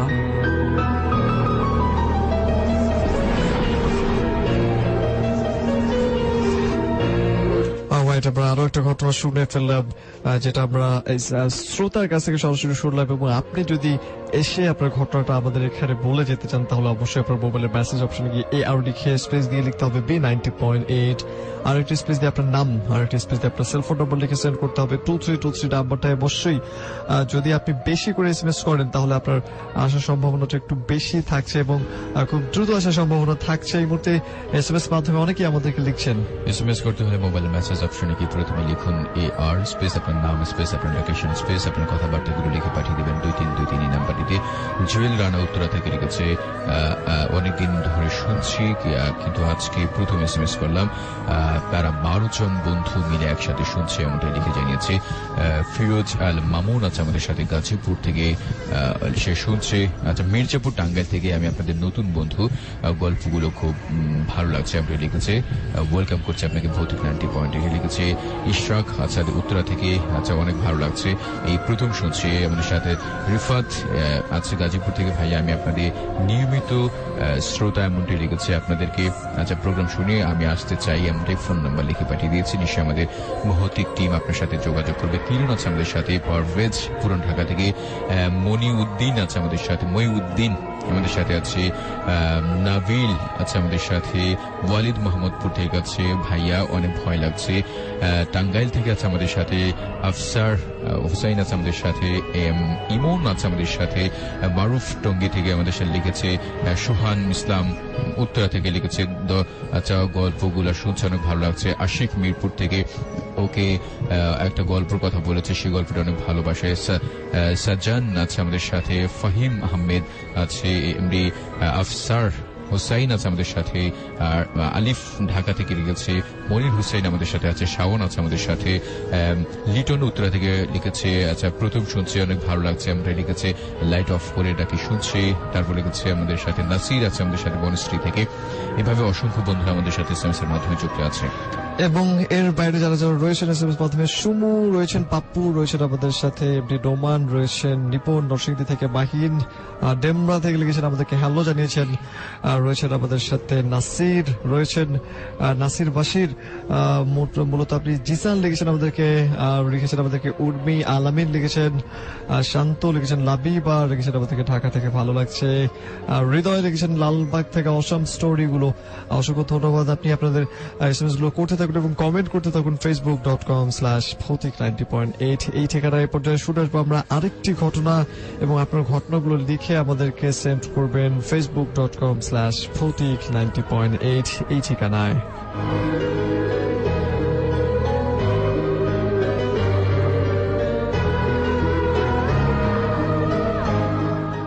হাই বন্ধুরা, আমি এখন যে ঘটনাটি শেয়ার করব সেটি আমার বন্ধু মোস্তফার সাথে ঘটেছিল। ঘটনাটি ঘটে 2013 সালের মার্চের 13 তারিখে। আমার বন্ধু মাদ্রাসায় পড়তেন, তো সে প্রতিদিন বাড়ি ফিরতে লেট করে, তো আমি ঘটনায় চলে যাই। আরো কিছু কথা আছে। মাদ্রাসা আমার বন্ধুর বাড়ি যেতে বেশ কিছু জঙ্গল পড়ে এবং 4 রাস্তার একটি মোড় পড়ে, আর আমার বন্ধুর মায়ের সাথে ও কিছু ভালো চিন আছে। যাই হোক, আমি আমার ঘটনায় চলে যাই। ঘটনার দিনেও সে অন্যান্য দিনের মতো করে এসে নামাজ শেষ করে বাড়ি ফিরছিল। কিছুদূর হাঁটার পর সে ওই 4 রাস্তার মোড়ে পৌঁছে যায় এবং দেখে একটা বিড়াল কাঁচা একটা কলা পাতা থেকে কিছু খাচ্ছে। সে আরেকটু সামনে গিয়ে দেখার চেষ্টা করলো যে বিড়ালটা কি খাচ্ছে। দেখলো যে বিড়ালটা কিছু ভাত, মাংস, দুধ খাচ্ছে। এটা দেখে আসার বন্ধু কিছু মনে না করে জোরে একটা লাথি মারে বিড়ালটাকে, অনেক দূরে ছিটকে পড়ে। তো আমার বন্ধু তার মতো করে হাঁটতে থাকে। বাড়ির কিছুটা কাছাকাছি পৌঁছে যাওয়ার আগে যেটা দেখলো সেটা দেখার জন্য সে আমার বন্ধু কোনো মতেই প্রস্তুত ছিল না। সে দেখলো কিছুক্ষণ আগে যে বিড়ালটাকে সে লাথি মারে, সেই বিড়ালটা তার ডান পাশে দিয়ে হাঁটে। তার ডান পাশ দিয়ে হেঁটে তার সামনে গিয়ে রাগান্বিত ভাবে তার দিকে তাকিয়ে আছে। এটা দেখে আমার বন্ধু প্রচন্ড পরিমাণ ভয় পায়। সে কি করবে বুঝে উঠতে পারছিল না। সে চিৎকার করবে, তার মুখ দিয়ে কোনো শব্দ বের হচ্ছে না। সে কিছু না করতে পেরে চোখটা বন্ধ করে কিছুটা সময় দাঁড়িয়ে থাকে, আর যখন চোখটা খোলে দেখে যে বিড়ালটাকে কেউ মনে হচ্ছে পেছন থেকে টেনে ধরে রেখেছে। একটা বিড়াল সাধারণত 1 ফিট কি 1.5 ফিট হবে। আমার বন্ধু দেখল যে বিড়ালটা 5 থেকে 6 হাত লম্বা হয়ে ভ্যানিশ হয়ে গেল। আবার সে নর্মাল ভাবে হাঁটছিল। কিছু দূর যাওয়ার পর সে দেখল যে বিড়ালটা তার সামনে আবারও। সে মনে মনে ভাবল, এবার মনে হয় আর রক্ষা নেই। সে আল্লাহকে ডাকতে লাগলো এবং এবার ও চোখ বন্ধ করল। বন্ধ করার সাথে সাথে তার মনে হয়ে গেল যে কেউ তাকে তার 2 হাতের ডানা ধরে তাকে ভাসিয়ে নিয়ে যাচ্ছে। সে সাহস করে চোখ খুলল। চোখ খুলে যা দেখল যে সে বাসার দরজার সামনে। এটা দেখে সে যতটা না ভয় পায়, তার চেয়ে বেশি আশ্চর্য হলো যে 5 থেকে 7 মিনিটের রাস্তা আমি কেমন করে এলাম। আমি কি স্বপ্ন দেখছিলাম নাকি? যাই হোক, স্বপ্ন হলেই ভালো হতো, কিন্তু ব্যাপারটা তেমন ছিল না। সে ঘরে ঢুকলো, দেখল যে তার মা খাটে বসে আছে। বলল, কিরে বাবা, কি হয়েছে? সে বলল, কই কিছু না তো। বলল, আমার সাথে মিথ্যা বলিস না, আমি সব জানি। বলল, কি? তার মা বলল, তুই যে কাজটি করেছিস সেটা ভালো করিসনি। আরো বলল যে তুই আর কখনো ওই রাস্তা দিয়ে একা আসবি না, তোর বড় ধরনের ক্ষতি হবে। সে বলল, তুমি জানলে কেমন করে? তার মা বলল, আজকে আমি না থাকলে হয়তো ওই খারাপ চিন্তা তোকে মেরে ফেলত। যাই হোক বাবা, তুই জানিস না যে ওই বিড়ালটা বিড়াল ছানা ছিল না, ওটা ছিল একটা খারাপ জিন। সে তোকে এখনো ভয় দেখাতে চাইবে, তুই ভয় পাবি না। আর এই নে তাবিজ, এটা কখনো খুলবি না, খুললে তোর বিপদ হবে, কথাটা মনে রাখিস। এই ছিল আমার ঘটনা। ভালো লাগলে পড়ে শোনাবেন। আমরা আরো একটা ঘটনা শুনে ফেললাম। আর যে কনক এবং ফিরোজ খান আপনাদের সাথে রয়েছে ভৌতিক 90.8 নিয়ে। পর্যায়ে আমরা চলে যাব সাহিত্যিক বিগ স্টোরিতে, এবং সেই গল্পটা পড়ে কিন্তু এরপর আমরা মেসেজ নিয়ে ফিরবো এবং আপনাদের ফেসবুকে যে কমেন্টগুলো রয়েছে সেই কমেন্টগুলো দিয়ে ফিরবো। ফেসবুকের জন্য অবশ্যই চলে যাবেন facebook.com/Asian Radio, সেই ঠিকানা, এবং সেখানে যে পোস্টটি দেওয়া রয়েছে সেই পোস্টটিতে লাইক দিয়ে কমেন্ট করবেন এবং শেয়ার করবেন যাতে আপনার বন্ধুরা মিস না করে ফেলে। এবং SMS মাধ্যমে লিখতে চাইলে লিখবেন AR স্পেস আপনার নেম, আরেকটি স্পেস দিয়ে আপনার লোকেশন এবং তারপর আপনার কথাবার্তা, এবং সেটি গঠনমূলক কোনো সমালোচনাও হলে হতে পারে, এবং যদি প্রশংসা সূচক কথাবার্তা হয় তাহলে সেটাও হতে পারে, এবং সেই সাথে যদি কোনো উপদেশ থাকে আমাদের জন্য সেটাও আপনি লিখে সেন্ড করতে পারেন 2323 এই নাম্বারটায়। এবং যারা স্টুডিওতে সেই ঘটনা শেয়ার করতে চান তারা ফেসবুকে না, তারা অবশ্যই মোবাইলের মেসেজ অপশনে লিখে ফেলবেন AR স্পেস দিয়ে B90.8, আরেকটি স্পেস দিয়ে আপনার নাম এবং সেলফোন নাম্বার লিখে সেন্ড করবেন 2323 এই নাম্বারটা। লেখা যারা পাঠাতে চাচ্ছেন, স্টুডিও আসতে চাচ্ছেন না, বাট চাচ্ছেন যে আপনার জানা ঘটনাটা আমরা পড়ে শোনাবো আপনাদেরকে, সেটার জন্য অবশ্যই facebook.com/ভৌতিক90.8 সেই ঠিকানায় আমাদের যে পেজটি রয়েছে সেই পেজে আপনার লেখাটি লিখে আমাদেরকে ইনবক্স করবেন। আমরা চেষ্টা করব ফিরোজ খান কিংবা আমার কণ্ঠে সেটি অন এয়ার করবার জন্য।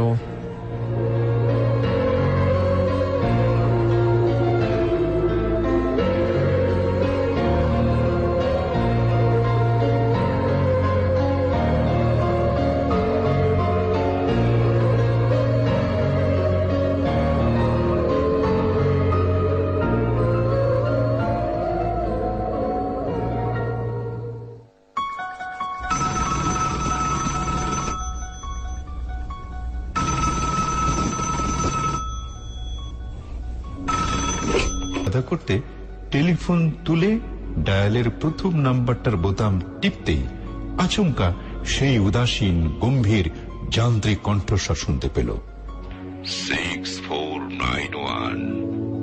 তারপরে অবশ্য কণ্ঠস্বর থেমে গেল। প্রদীপ খুবই অবাক হয়েছিল। সামলে নিয়ে বাকি নম্বর ডায়াল করতে রিং বাজলো।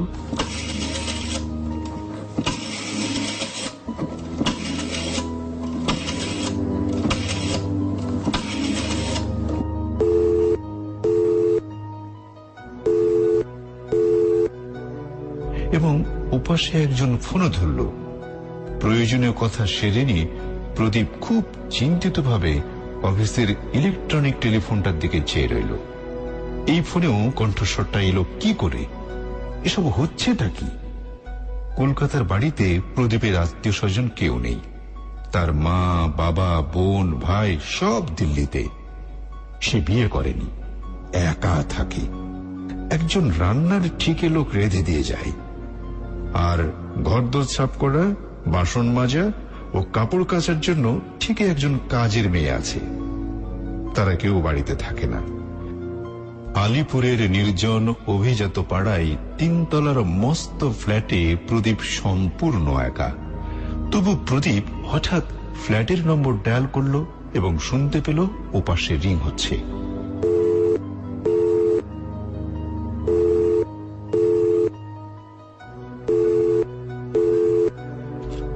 মাত্র 3 বার রিং বাজতেই কে যেন ফোনটা উঠালো।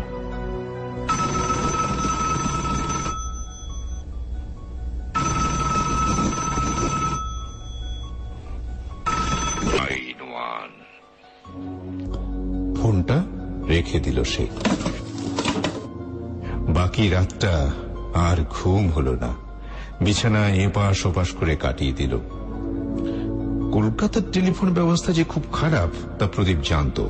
তবু সকালে ব্রেকফাস্টের সময় টেলিফোন বেজে উঠতেই প্রদীপ যখন কম্পিত বক্ষে গিয়ে টেলিফোন ধরল, তখন একটি অমায়িক কণ্ঠস্বর বলল, স্যার, আপনি টেলিফোন খারাপ বলে কমপ্লেন করেছিলেন কাল, কিন্তু আমরা টেস্ট করে দেখেছি আপনার লাইনে তো কোনো গন্ডগোল নেই, লাইন তো চালু আছে।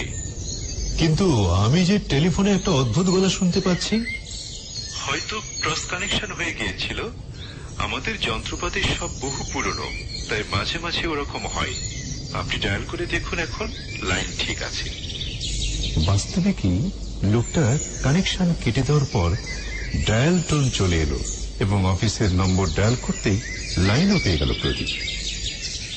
ফোন স্বাভাবিক হলো বটে, কিন্তু প্রদীপের মাথা থেকে 6491 এইটা গেল না। কাজকর্মের ব্যস্ততার ফাঁকে ফাঁকে নম্বরটা মনে পড়তে লাগলো।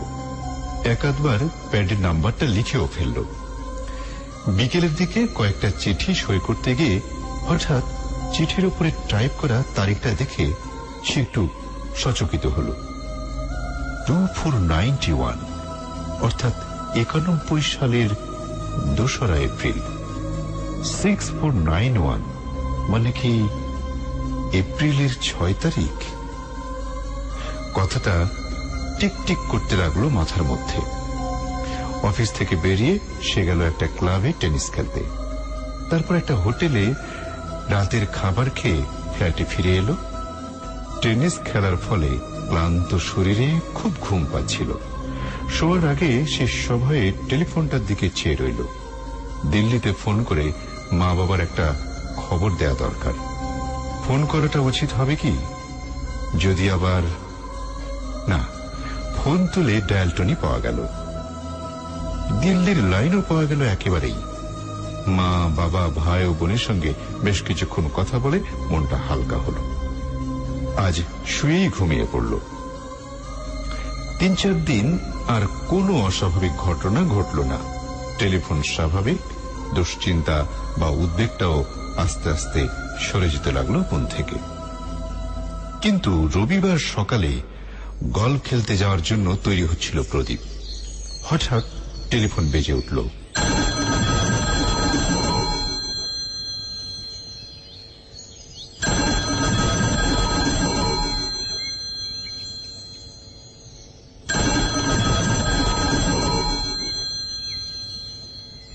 প্রদীপ অন্যমনস্কভাবে টেলিফোন তুলতেই সেই অবিস্মরণীয় যান্ত্রিক কণ্ঠস্বর শোনা গেল, this is the day, this is the day, this is the day. This is the day. সকালের আলোর মধ্যেও ভয়ে হঠাৎ হিম হয়ে গেল প্রদীপ। চিৎকার করে বলল, what is the meaning of it? অবিচলিত কণ্ঠস্বর একইভাবে বলে যেতে লাগলো, this is the day, this is the day. Pradip চিৎকার করে ধমকালো, দু একটা নির্দোষ গালাগালও দিল, কাকুতি মিনিত করল, কিন্তু কণ্ঠস্বরের অধিকারী ওই একটা বাক্যই উচ্চারণ করে গেল। এপ্রিলের কলকাতা এমনিতে গরম। ফোনের চেঁচামেচির পর আরো ঘেমে উঠল সে। ফোনটা রেখে কিছুক্ষণ ঝিম মেরে বসে রইল। এর মানে কি? হঠাৎ খেয়াল হলো আজ এপ্রিলের 6 তারিখ। 6491। আজকে দিনটা সম্পর্কে কেউ তাকে কিছু বলতে চাইছে কি? কি বিশেষত্ব এই দিনটার? আজ তো চমৎকার একটা দিন। আজ সারাদিন তার দারুণ প্রোগ্রাম।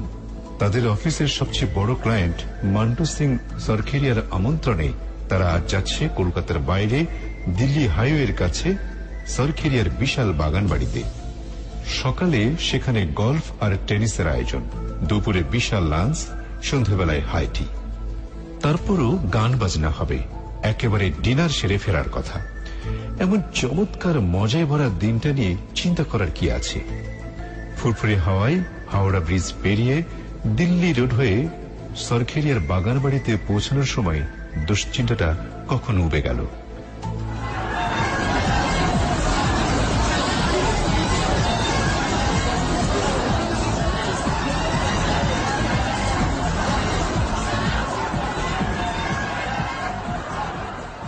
অনেক অতিথি জড়ো হয়েছে, হাসি হট্টগোল চলছে।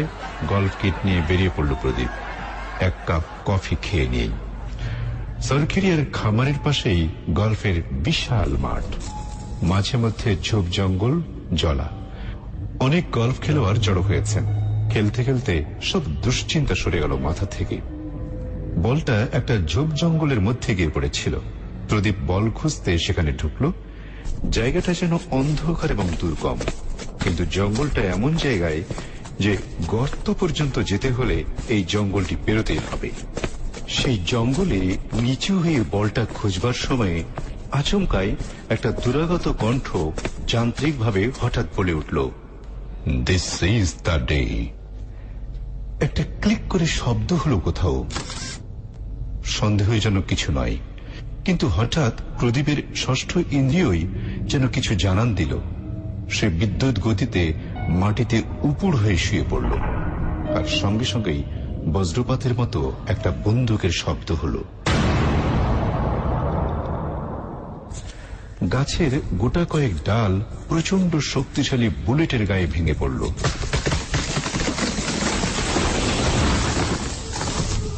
তারপরই একজোড়া পায়ের দ্রুত পালানোর শব্দ।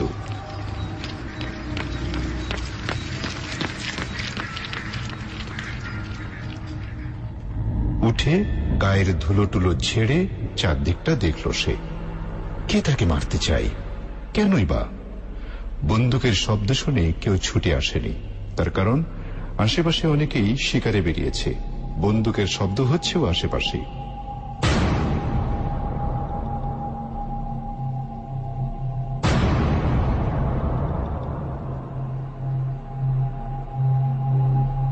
সারাদিনটা খুব অন্যমনস্কতার মধ্যে কেটে গেল প্রদীপের। ঘটনাটার কথা সে কারোর কাছে প্রকাশ করল না। রাতে বাড়ি ফিরে সে টেলিফোনটার দিকে চেয়ে রইল কিছুক্ষণ। টেলিফোনে এই দিনটার পূর্বাভাস দেওয়া হচ্ছিল তাকে, কিন্তু কেন? কে দিচ্ছিল? রাত 10:30 নাগাদ টেলিফোন বেজে উঠল।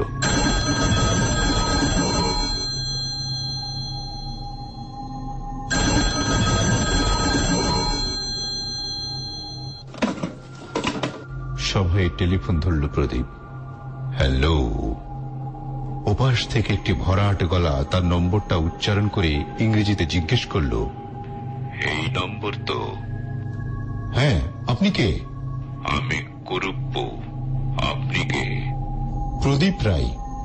ও হ্যাঁ, আমি আপনার নাম জানি। দিল্লিতে ছিলেন। শুনুন, জরুরি একটা কথা আছে। সরখেরিয়ার 1,24,00,000 টাকার একটা বিল আছে। আপনি কি সেটা পাশ করে দিয়েছেন?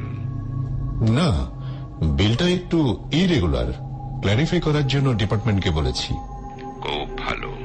ওই বিলটা একদম জালি, কিন্তু বিলটা আটকালে আপনার বিপদ হতে পারে। সরফেরিয়া বিপজ্জনক লোক। বোধহয় আপনি ঠিকই বলেছেন। আজ কেউ আমাকে খুন করার চেষ্টা করেছিল।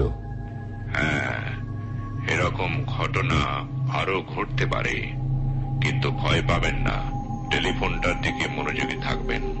এইবার প্রদীপ চমকে উঠে বলে, হ্যাঁ, টেলিফোনেও একটা অদ্ভুত কাণ্ড হচ্ছে। কুরুপ্পু স্নিগ্ধ গলায় বললেন, জানি মিস্টার রায়, ভূত মাত্রই কিন্তু খারাপ নয়। অন্তত ওই ফ্ল্যাটটায় যে থাকে সে খুবই বন্ধু ভূত। তাকে অবহেলা বা উপেক্ষা করবেন না, ভয়ও পাবেন না, তাহলেই নিরাপদে থাকতে পারবেন। বিপদের আগেই সে সাবধান করে দেবে। আমাকেও দিত। তার পরামর্শেই আমি রিটায়ার করে ফুলের চাষে মন দিয়েছি। আচ্ছা, গুড নাইট।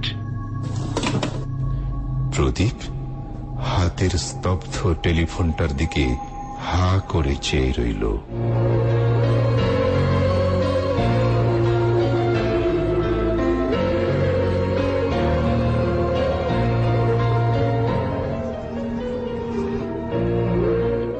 দেখতে দেখতে আমরা কিন্তু সব থেকে বড় যে গল্পটি ছিল এবং সাহিত্যিক রস, সেটি কিন্তু আমরা এই মুহূর্তে নিয়ে নিলাম। ভৌতিক জগতের একটি গল্প ছিল এবং আপনি এই মুহূর্তে শুনছেন এশিয়ান ভিডিও 90.8 FM আর কনক এবং ফিরোজ খানের সাথে শুনছেন ভৌতিক 90.8 SMS মাধ্যমে যারা আমাদের সাথে ছিলেন।